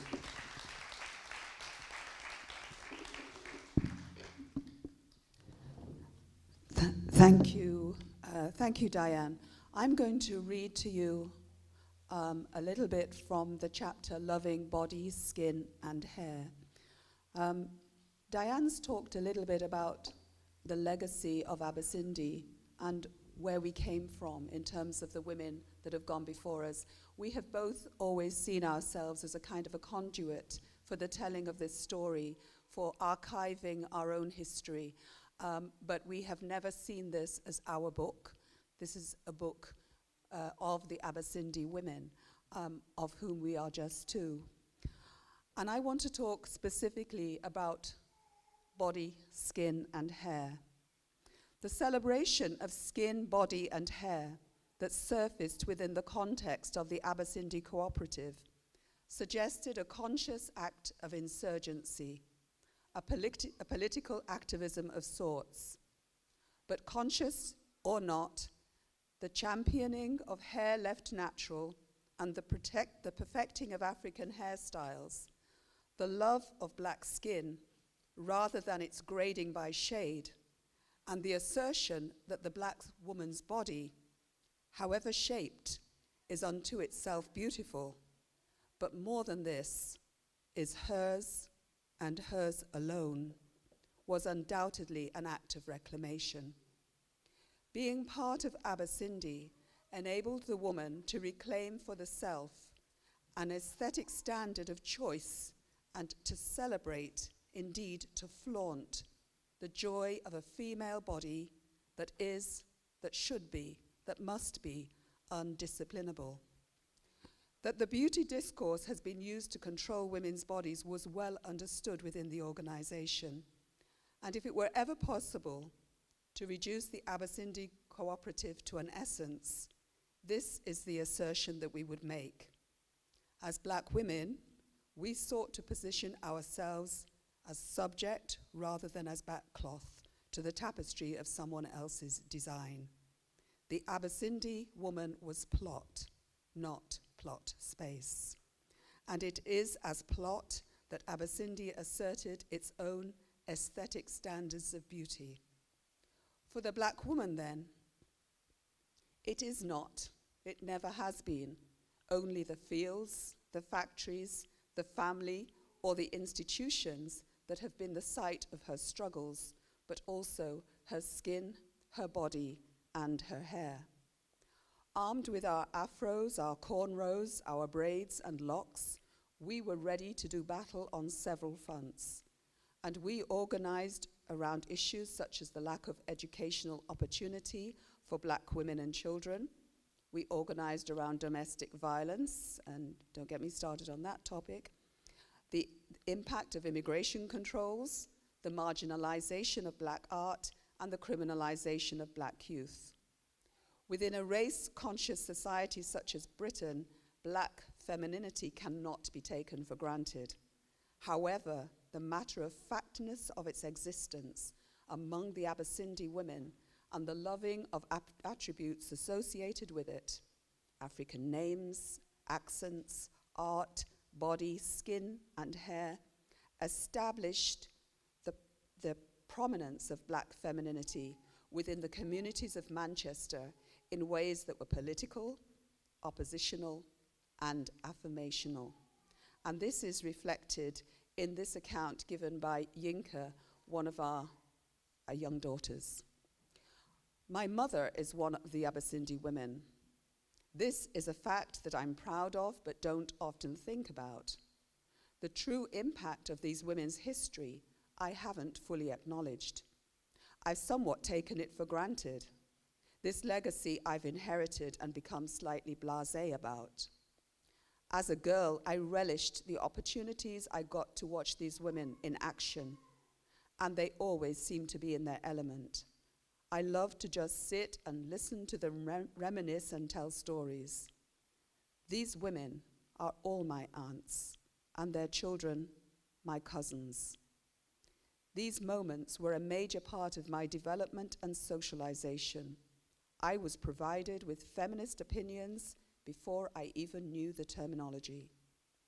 Simply being in the company of black women who were proud to be just that allowed me to love my blackness in its totality, long before society had a chance to label me as other and cause me to question the validity and value in my beauty.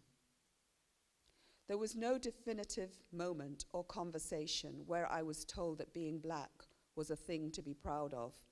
I don't remember being told to love my hair, my complexion, my shape, or any of the things I am instructed by society at large to be ashamed of. It just came with the territory I was in. The women of the proverbial village that my mother raised me in. These women came in various shades of blackness and body shapes. They were my norms. In a world that tends to marginalize black women were my norm. Imagine rearing your children in an environment in which black women are your norm. The Abasindi Cooperative had a deliberate strategy to foster self-love and to raise esteem, aspiration, and achievement among black children. This guided many of our activities and was given effect through the organization's Saturday schools, the summer schools, and by involving children in drama, poetry, and cultural activities. We also contributed to children's political education. Our children were with us when we planned our strategies to prevent the deportation of our sisters. They came with us in our bellies, in their pushchairs, or strung together holding hands when we marched against apartheid, the proliferation of nuclear arms, or the occupation of Gaza. And they joined in the welcome parties we held for political activists, whether from South Africa, Nicaragua, or Palestine, or to celebrate a visiting black artist. Our children looked on perplexed at the different accents, names, and cultural traditions our friends brought with them. And in this environment, they grew and they flourished. As Abasindi women, Diane, myself, all of us, we benefited from the legacy of the women that came before us, women like Kath Locke and Louise Dakakodia, Eloise Edwards. They were the forerunners of the Abasindi women. But we, as I said at the beginning, we have been a conduit for other women. And the young minds that we have nurtured, the young Tembis and Malaikas and Hivadnis of our world, the young minds we have nurtured have also left a legacy. And we would like to close our presentation by introducing to you one such young woman, Magdalene Bartlett, whose own activism is now a force for change in Manchester. My name is Magdalene Bartlett, and I arrived in the UK from Barbados in December 1988 when I was 12. My family lived in London for a year, where I attended school, and for the first time I experienced what it was like to be an ethnic and cultural minority. We moved to Moss Side in Manchester, where the majority black community faced stigma and frequent stereotyping in the media. My parents lived in council housing, which often placed black people in segregated pockets, leading to postcode discrimination, isolated communities, and low employment aspirations. My mother was active in cultural activities and recognized their importance for forming identity and confidence. She enrolled us both in a local all-female Afro-Caribbean group called Abasindi, which had held performances around the UK since the 1970s and had a good following. Abasindi provided me with an important platform to embrace and celebrate my cultural heritage in my new country. I was able to travel around the UK, performing as a dancer and delivering workshops from the age of 14, which was hugely important for me. I had been very shy when I arrived in England, and this opportunity allowed me to develop my confidence, my abilities, and my sense of self.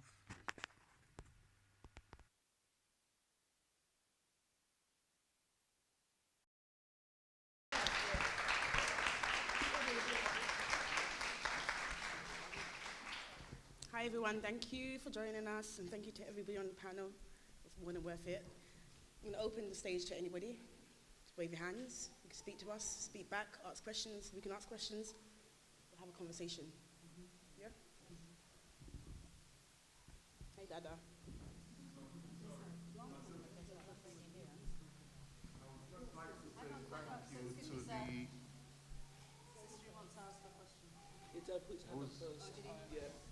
I would just like to say thank you to the two women from Abasindi.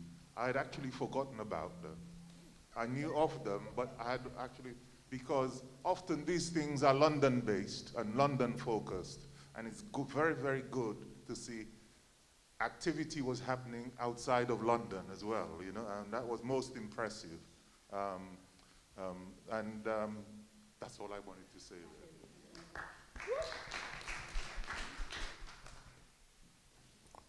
Hi, I've got a question for June. I'm currently a student at Goldsmiths as well, and I'm doing a music degree. I was wondering if your dissertation, if you have it available anywhere to read, because it would be good for my degree to read it. So two things we have to meet now that Yes, campus please. is open. Yeah, because I live down the road, and I can take you to this lovely breakfast place that Rita and I go to. It's a modern breakfast place, Middleton's, black-owned.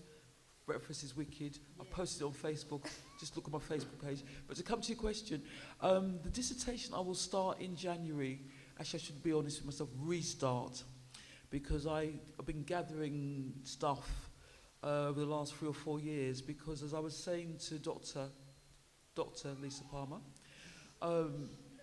my friend's husband, so my school friend, DJ Adele, Linda Virginia Patton, we met at secondary school 50 years ago. Oh, Lord. And her husband, who is now Dr. H. Patton, is a choreographer and a tutor, and has just completed his PhD on the corporeal body of something to do with dancehall. Very learned man. I think he's in the middle of publishing, he's about to publish his work. But the reason why I talk about them is that they invited me to go to what was called a Reggae Research Network, and it took place in Norwich, Liverpool, and then in London. And it gave rise to me actually wanting to do my dissertation, because there were speakers there that come from all around the world, and they'd got all this big AHRC, I can't remember what the acronym is, but funding. And to get that funding, it's serious. You have to go through whatever to get it, and not everybody who does a good application gets it. And I was sitting in Norwich listening to this bag of foolishness, that's the polite version, because I was going to say, but I couldn't possibly say that because I'm, in the ICA in the mouth. And I just thought to myself, I have no problem with people outside of the culture, i.e. non-practitioners, researching, but don't make it so esoteric that you're the only person who knows what you're talking about, and it's irrelevant, and it's not by practitioners or people who have taken the time to meet practitioners. yeah? And at that point, 4 or 5 years ago, I decided to do the dissertation, so I just wanted to add that in. And it's obviously going to come from a practitioner talking to other practitioners. Clearly, as a dissertation, I have to base it in theory, I have to talk to my learning sisters on this panel, talk to other people.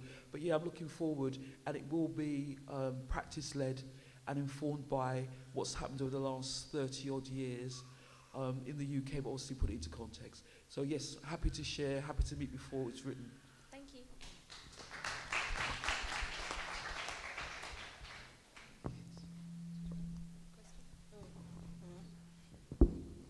Yeah, coming back to what Hebridge and other people have said about domestication. When you were presenting, Dr. Palmer, the word staying power kept coming up. I know there was a book, and I know Barry White sang a song called I've Got Staying Power. I was fostered when I was about 2, and reflecting on people that have been adopted, the broken family systems that happened with immigration, the ships, mental health in terms of suicide, and keeping hold of mind and spirit. Could you speak to something about that in relation to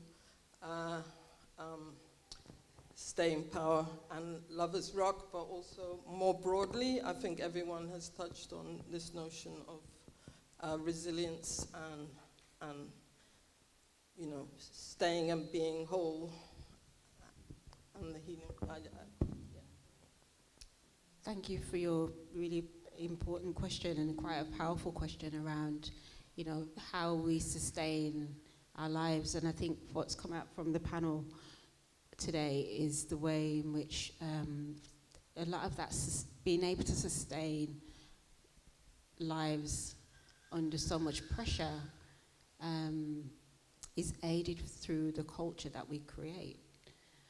And oftentimes that culture isn't given the spaces that we would necessarily need. But actually sometimes it's not even that we needed the spaces. We were innovative enough to create spaces for different aspects of our culture to grow and develop and to kind of flourish. And I think for me, what's interesting about the papers that have been presented today, they're all very different and talking about different aspects of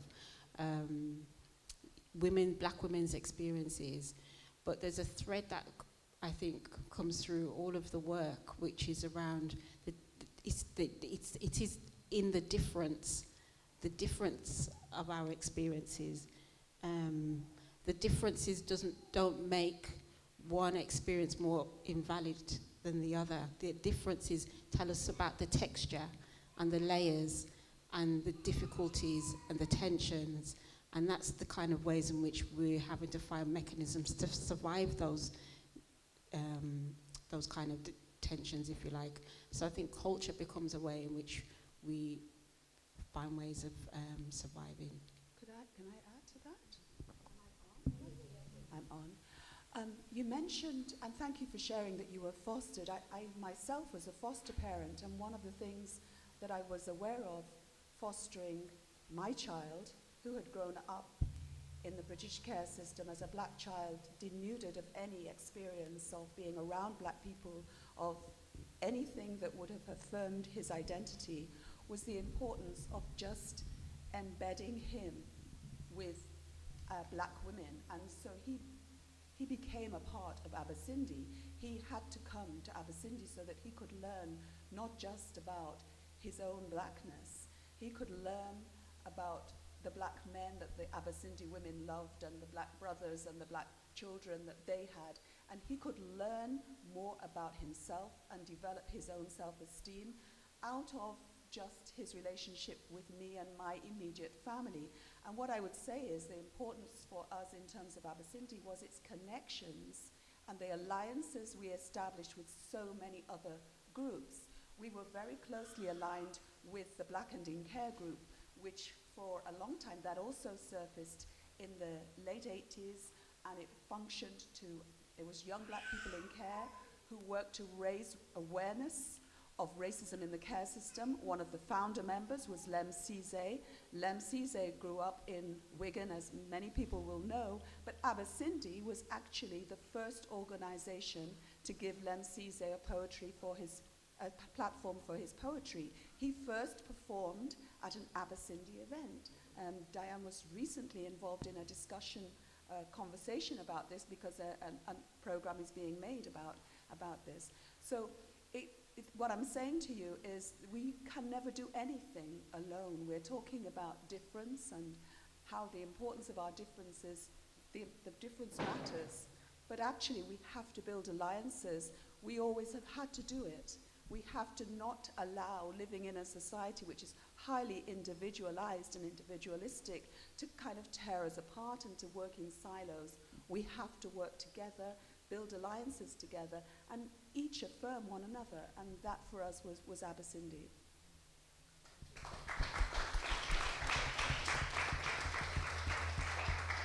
I just wanted to add to the other contributors. In Zinga Sound, Linda and myself spoke at Morley Gallery on Thursday. One of the questions was very similar. And music, reggae music in particular, and sound system in particular, have saved a lot of people. I evidence from the good series that Steve McQueen did called Uprising. And if you go back and either on iPlayer, go back and look at it, or look at it, all 3 episodes were amazing and very heart-wrenching, because a couple of the speakers, more than a couple, were people who were survivors of 13 Dead and Nothing Said. And what I picked up in episode 2 in particular was how music, and they literally said it saved their life. So you have Alex Wheatle, the esteemed writer, but you have other people who were part of the sound system that was playing at the party, or who went on to become box boys, etc., talking about Bob Marley. They quote Bob Marley, and how his lyrics in particular helped them understand identity, helped them understand about Marcus Garvey. And it was other performers, so Culture, Burning Spear, talking about Marcus Garvey, talking about, enslavement, and Mighty Diamonds, identity. Those kind of tracks, as I think Lisa was saying, in fact, we still play now. They're early 70s, mid 70s, late 70s. And what has astounded me in the last 3 or 4 years, I've gone to events where I'm the oldest person in the house, and it's a lot of non-black people in the space. So the people are late 20s, early 30s. They know the lyrics inside out. The music was made well before them, by a decade, but they are picking up the music, and they're understanding the relevance and the importance of the lyrics.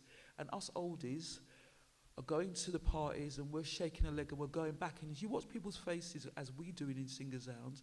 We don't have our backs to the audience, which I've seen male sound systems do.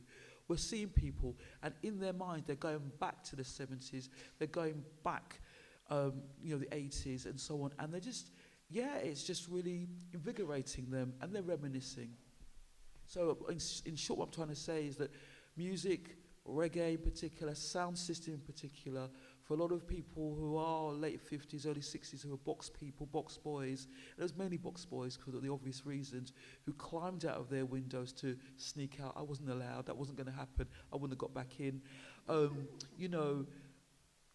Music and reggae contributes that staying power, that resilience, and that identity.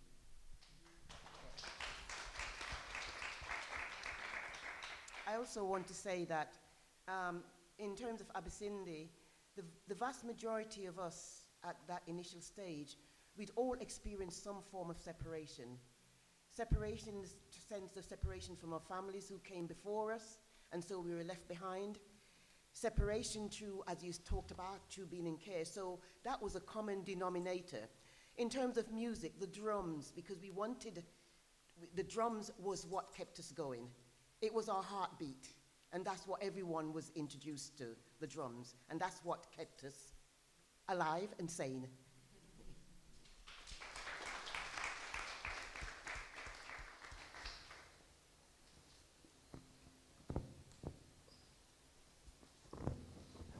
Thank you, mothers. mothers and ladies, women, sisters, thank you all for your contribution. 3 words came up to me throughout listening to everyone. Propaganda, hope, and arts. And I think all 3 of those words can be neutral. And so I want whoever to respond to this. How can you be sure that your work is going more in a radical and more subverting white hegemony, as opposed to the hope or the propaganda that maintains it or help us escape instead of confronting it? Does that make sense? So pretty much the 3 words, propaganda, hope, and arts, all those words can be neutral, right? So for instance, one can give us hope that one day we can integrate into the current power structure, but also we can have hope that we can subvert the power structure. So how can you be sure that your work is going towards the radical subversion type? That's easy. 1, 2. That's easy for Zinga Sounds. By our existence, we're subverting, because you know, as I said in the talk, we started out early mid 80s, and there's still only a handful of sound system owners who are female and black. There are more DJs, which our exhibition showed, but by actually being in the space, to use jargon, cultural jargon, we are disrupting. Because even today, as I said, you know, obviously COVID has kind of broken things up, but we've started to come out again and play. But people are not used to seeing women, black women, behind, you know, the decks, for example, or whatever else we're playing. And it's not just men who feel uncomfortable. Unfortunately, it's some of our sisters, because it kind of does things with their head. Before lockdown, we were asked by a lady called Joy Francis, who runs Words of Colour, and you'll find it on YouTube and on the web. And she had 4 of us as DJs.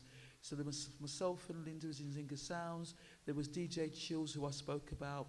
There was a lady called Lady TT and a lady called Adiba. And those latter DJs were a minimum of 30 years between myself and Linda.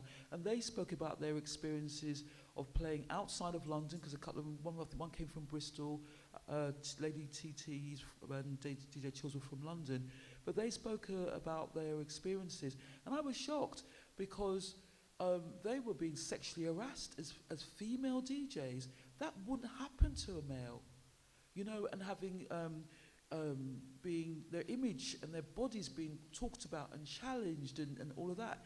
So I'm not saying just by being a woman that makes us, because we can then play the same as men do. And I was in Reggae Sunfest in 2019, and people like Spice and so on, what they do I just find a little bit abhorrent. So it's not by virtue of being a female performer or a DJ or whatever, you're radical. But most of us who are conscious and have some awareness, we're very careful about what we promote. We're very careful about what we play. So, for example, in the late 80s, early 90s, I used to go to Peckham. There was a couple of record shops in there that I used to patronise. And I quote it in the book, the narrative book. And I used to walk in there, obviously on a Saturday, full of men. I had to, you know, push my way through to get to the counter. And I would explain that I was a DJ, so I wanted stuff that was now and relevant, blah, blah, blah. And I'd have to turn a record away or records away because of the expletives, the reference to women, basically. And as I say in the book, the 3 guys that ran the shop at the time, they got to know me and to take me seriously, because where men were coming out maybe with the odd £10, the odd £20, I was spending £100 at a time. So I was a valuable customer, and they got to know what I wanted. And before I'd arrive, because I'd phone up and say I'm coming, they would select out and weed out stuff. So in short, yes, we're going to be radical, those of us that are conscious, yeah, and understand ourselves as women, understand ourselves as black people. Aspiration and hope. What we try to do is be role models. And when we did the Word of Colour event, there was loads of young women that play music in their front rooms, and we were encouraging them to come out, you know, find a DJ who could mentor them, blah, blah, blah. So it was hope, aspiration, propaganda. Propaganda, I wanted to tune into the fact that we will always, again, I have to those of us that are conscious, because it's not going to happen automatically, we are going to subvert because we're conscious and we know, sir, we're in Babylon, and basically we can't reinforce, you know, what is the norm, or what is normative. We have to challenge. We, you know, growing up in this country, being asked where I'm from, clearly hear my accent. You know, I'm born in Mayday Hospital, Croydon. Yeah, and I was asked literally a month or two ago as a registrar of birth, deaths and marriages, any of you want to get married, I'm happy to conduct the marriage for you. You know, this father of the bride was asking me, where am I from? Kiss petite, sorry. I was going to say with that question,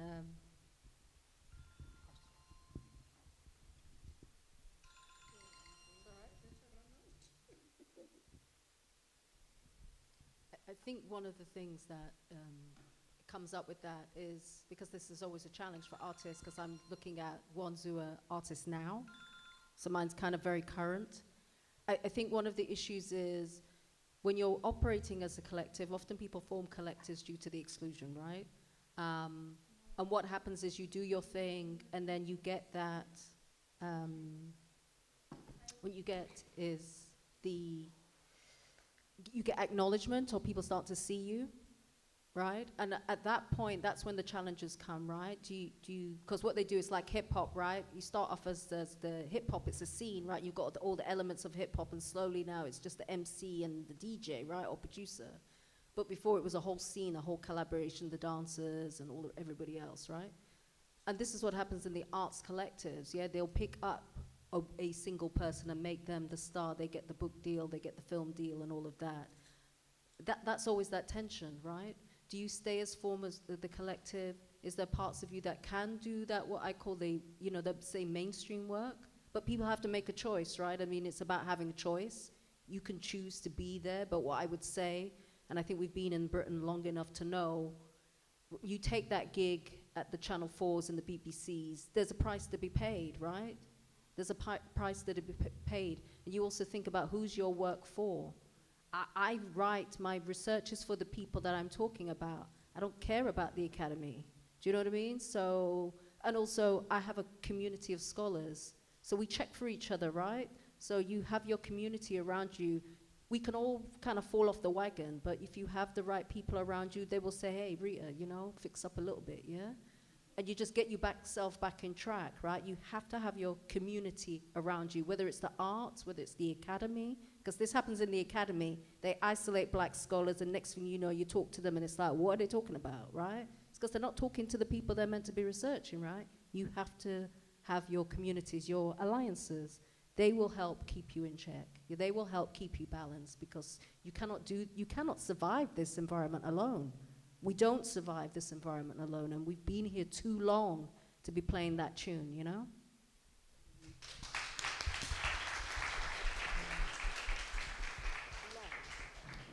I'm going to respond to your question in a slightly different way, because at the beginning you said, well, how can you ensure that your work doesn't become propaganda and stays radical?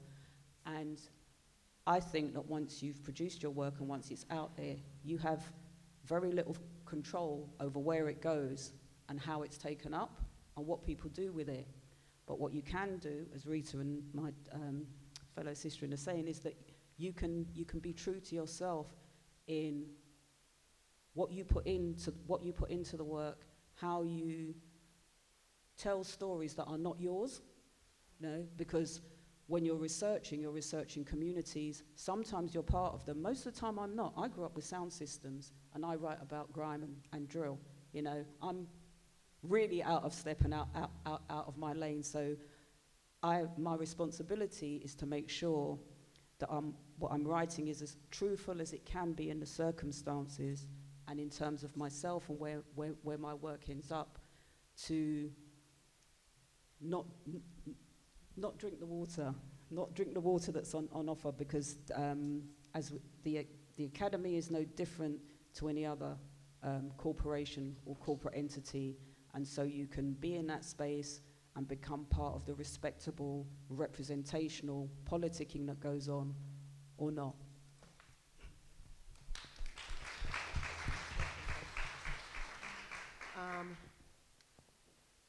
Abyssindi dancers and drummers emerged at a period when it was quite standard for men to be the drummers and for women to be the dancers. We then realized that the power rested with the drummers, so they could dictate when we perform and when we don't perform.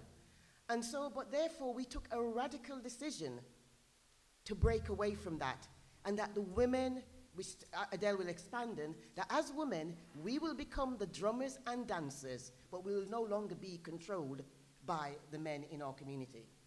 I mean, that is so true. There's an African drum called the djembe drum, which women are not allowed to play it traditionally.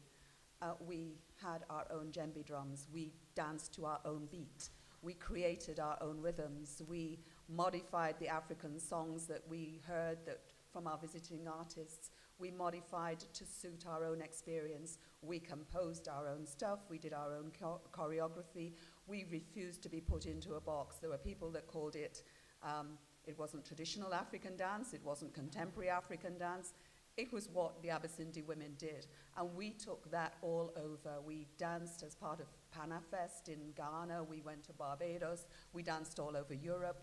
And we drummed. And we carried our drums. And we repaired our drums. And we ran drum workshops. We created the beat to which we then developed our dance.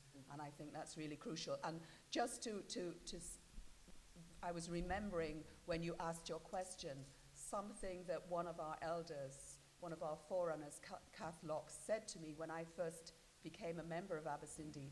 She said, "Woman, you make sure you always keep your culture political and your politics cultural." And I think that's the way to deal with it.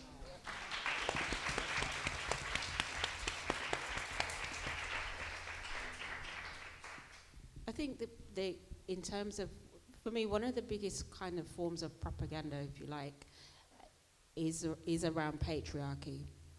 And there's an investment in patriarchy that happens in a way that is, even when we know our brothers are oppressed in different ways and are not necessarily experiencing or have access to a kind of political power structure that maybe is available to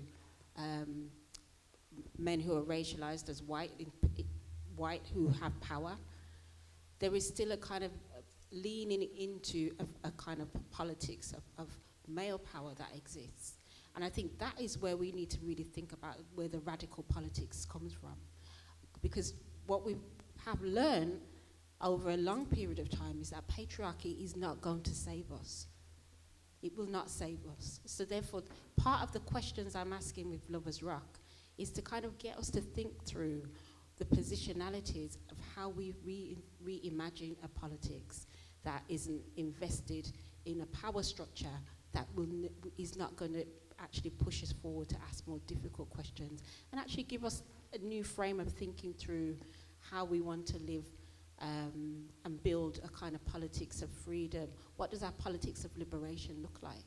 So there's a radical project at the heart of the questions that we're asking. I'm not proclaiming to be the most radical, but I'm proclaiming that we kind of have a conversation, begin to engage in those things, because I think that's where, if we're building a politics for the future, and I think a lot of the work, particularly through reggae music, sound system cultures, they were invested in changing their current immediate circumstances. They were tired of living through crises, so music and politics becomes a way to imagine other worlds and other ways of being. But when we're imagining those ways of being, what is the substance of that? What are the politics of freedom for us that we're kind of trying to engage still? Oh, thank you very much for the speakers and what you have told us all. And I just want to thank you for having written, because our culture is a spoken culture. We don't have much written work. It's from grandma and great-grandma and granddad and all that, but we don't have anything written very much. It's only this, I think, 2 or 3 generations, you find a book by Marcus Garvey. The first time I came across a book from America was through my father-in-law, who was a politician, and we actually quarreled because he didn't want me to take the book out of the house. And I borrowed and I begged and I did it, and in the end he said, all right, take it, but look after it. And do you know, I took the book, I went to work, and we were buying fish and chips in the morning, and I turned around and the book was gone. So you can imagine, I didn't know how to enter the house. I really didn't know how to enter the house, so I went to my mother-in-law and whispered that the book got stolen. And she said, I told you not to take he told you not to take the book out of the house. I don't know what we're going to do with you. And from that time onwards, he didn't fight me or anything. He just went, you young people, you don't listen to anybody for anything. But it was a very different family from my family, because my family were mixed race, and they were pretending to be, I don't know, super docious. But my family-in-law were the politicians. So from that family, I got to know people like Mandela, who used to drop in for a cup of tea and come and have meals with us and what have you not.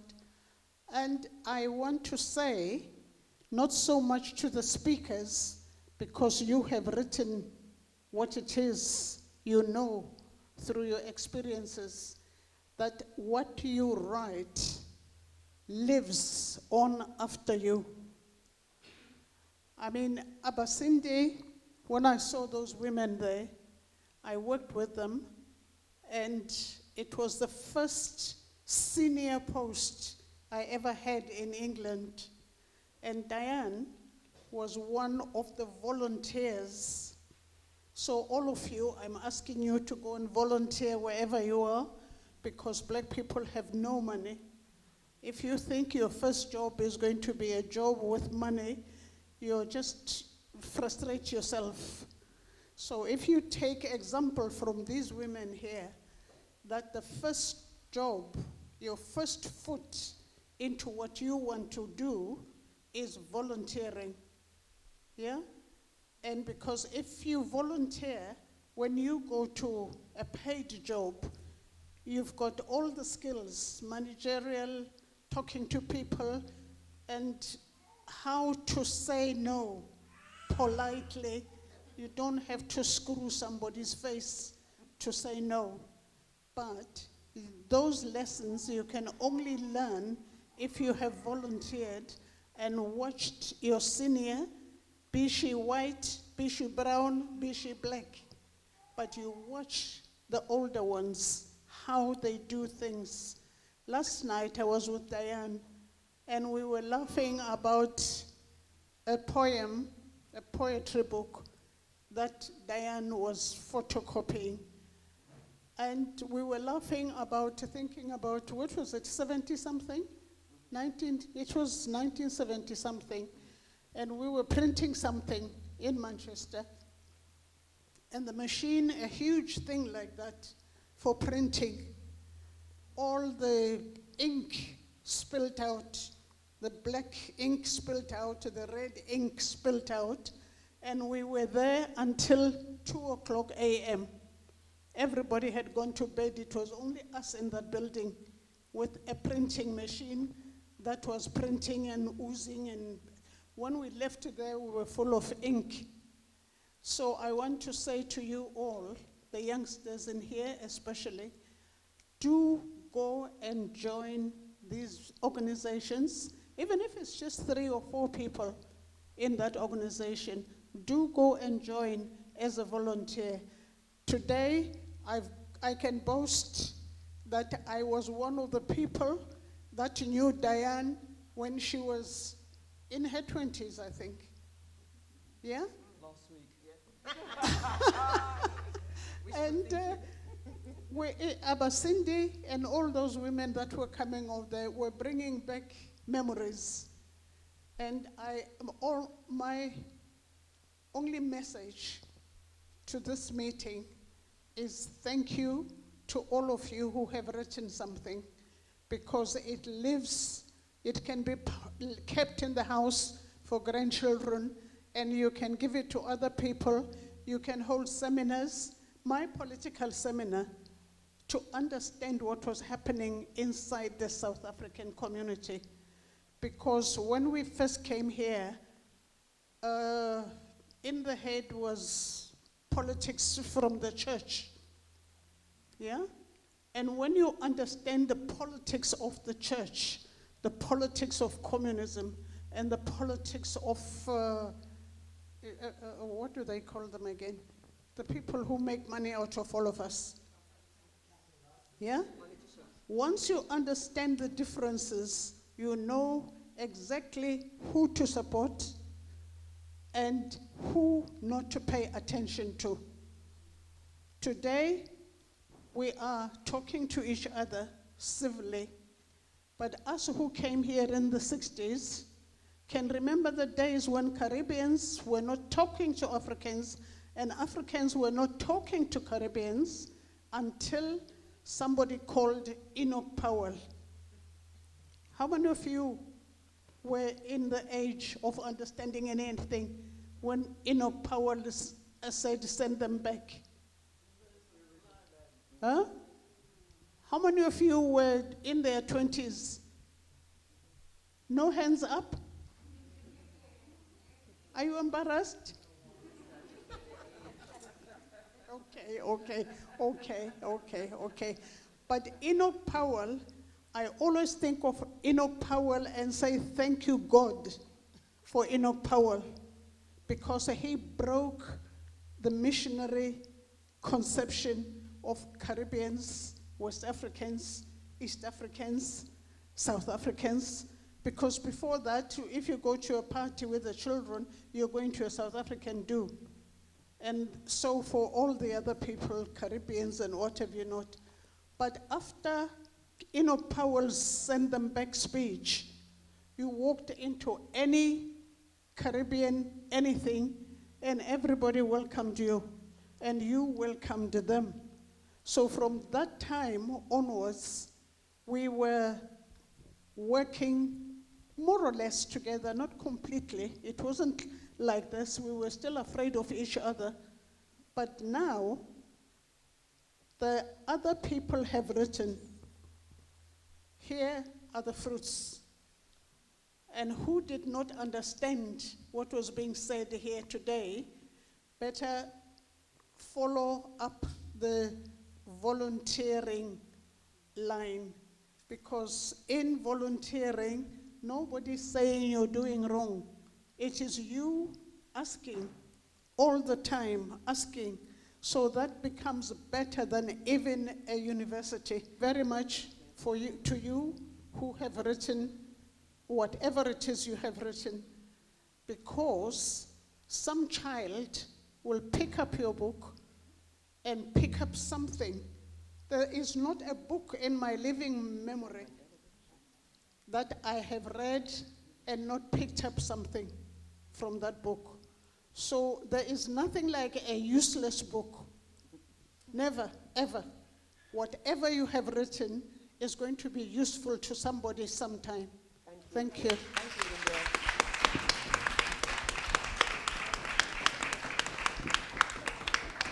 Rihanna, I'm going to be brief because there's a lady in the audience, and I know Sister Diane. No. The other lady wanted to talk.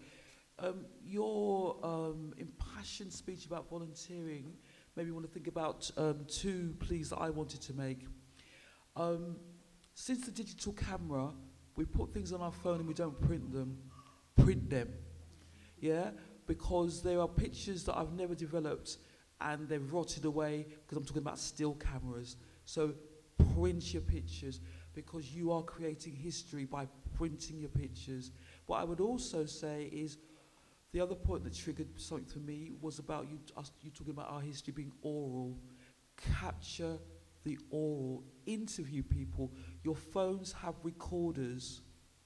Record your grandmother, grandfather, your auntie, whatever, because I spoke about for years recording my uncle, because he used to say the same thing. He died 5 years ago this year, and he used to talk about going to America and climbing tree and picking fruit, growing up with my grandmother and learning to cook and sew and all these kind of things. I didn't get around to doing the recording. Record your family, please, because history is living, and we all have a responsibility to capture and record and document. Yeah, it doesn't have to be a professional. You can do it on your phone. It's really important.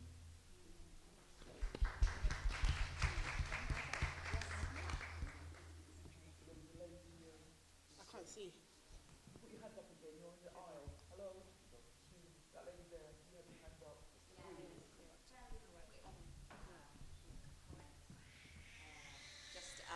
Just a memory, just thinking about lovers as resistance and about love as a political act. And it just reminded me of the lines from the song that the first Lovers 12-inch that I bought when I was 12.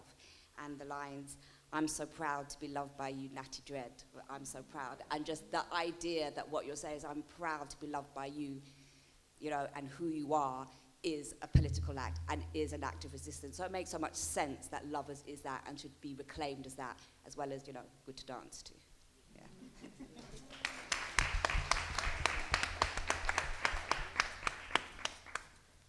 I don't have anything to add to that. Hi. Firstly, I just feel really honoured to be here. Like, I really needed this quite desperately. So thank you, Rihanna. Thank you, everyone, for being here.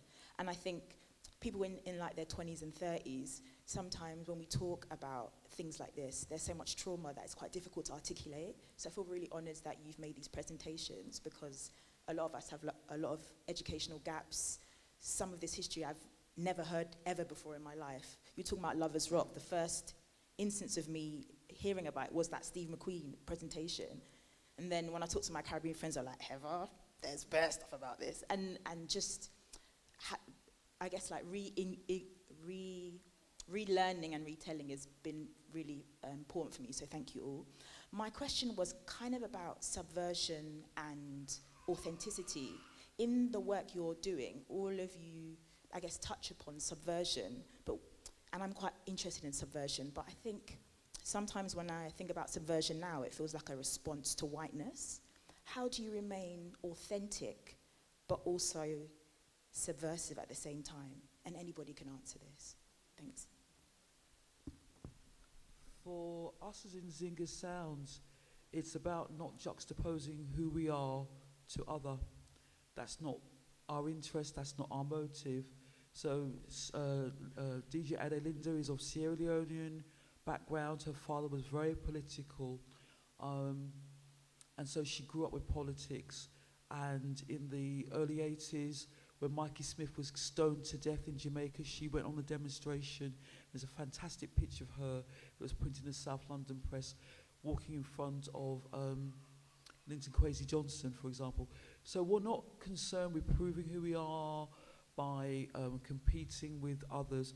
We're our authentic selves.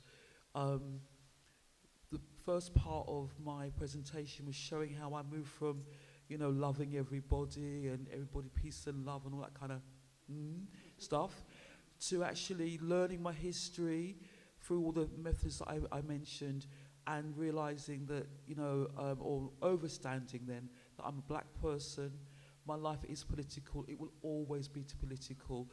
My son's going to be 23 next Friday, and I worry about him as a young black male every time he goes out. And I juxtapose that with Professor Les Henry, who he was featured in Melik's film, and I got him to retell a story on Thursday about being a young man working for a solicitor's company, going up to Oxford Street, central London, in a suit and tie and ting. Police arresting him, fitting him up with drugs because he shouldn't have been in the area. I juxtaposed that with myself working in 2002 in Kidbrooke and Eltham, down the road from where Stephen Lawrence was murdered. And I had to think long and hard, did I want to take that job? I took it. A man, to this day I remember it, we're in 2021, 2002, I should not have been walking along the pavement in Kidbrooke. The man bounced me. I go back to 1989, working in East Ham. I was going to say something about living in Newham. That would never happen to me, sorry.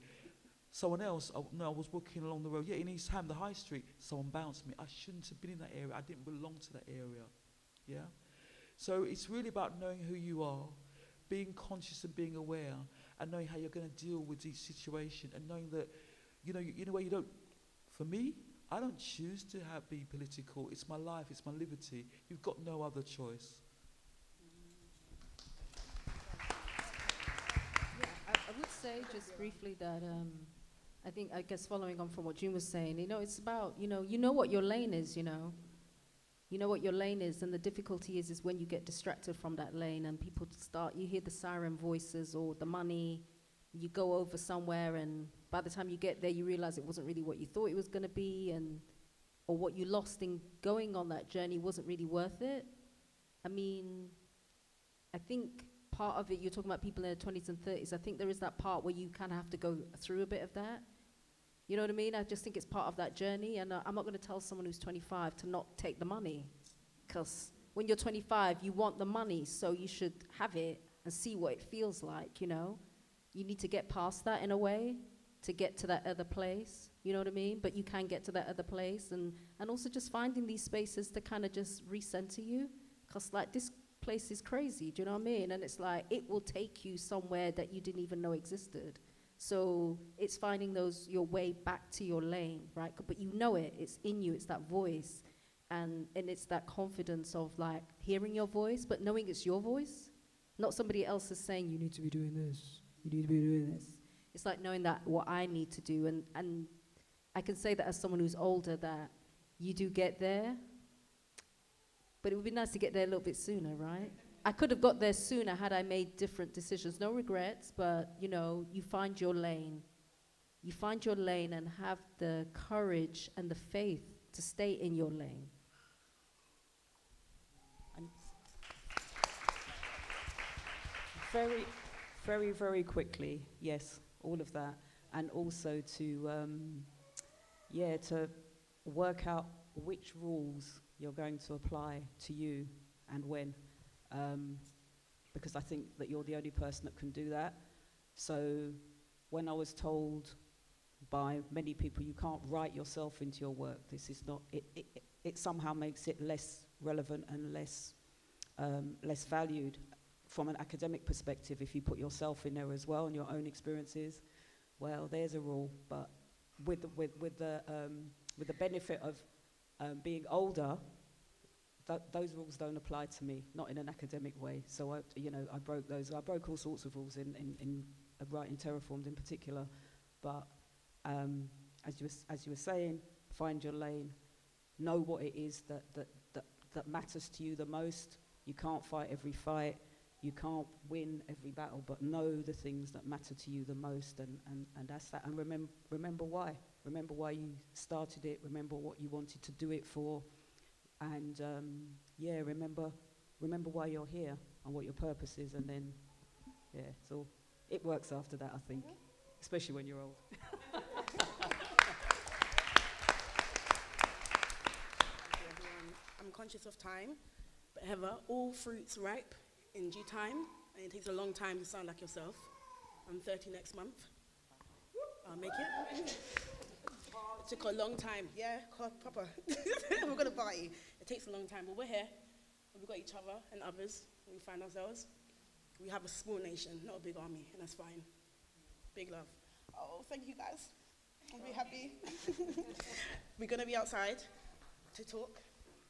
And everyone, I'm happy to stay here for a few hours if people want to digest and sit through some things. Yeah? Okay. Rihanna, thank you. Rihanna, can I just once again thank you. Thank you. Rihanna, well done.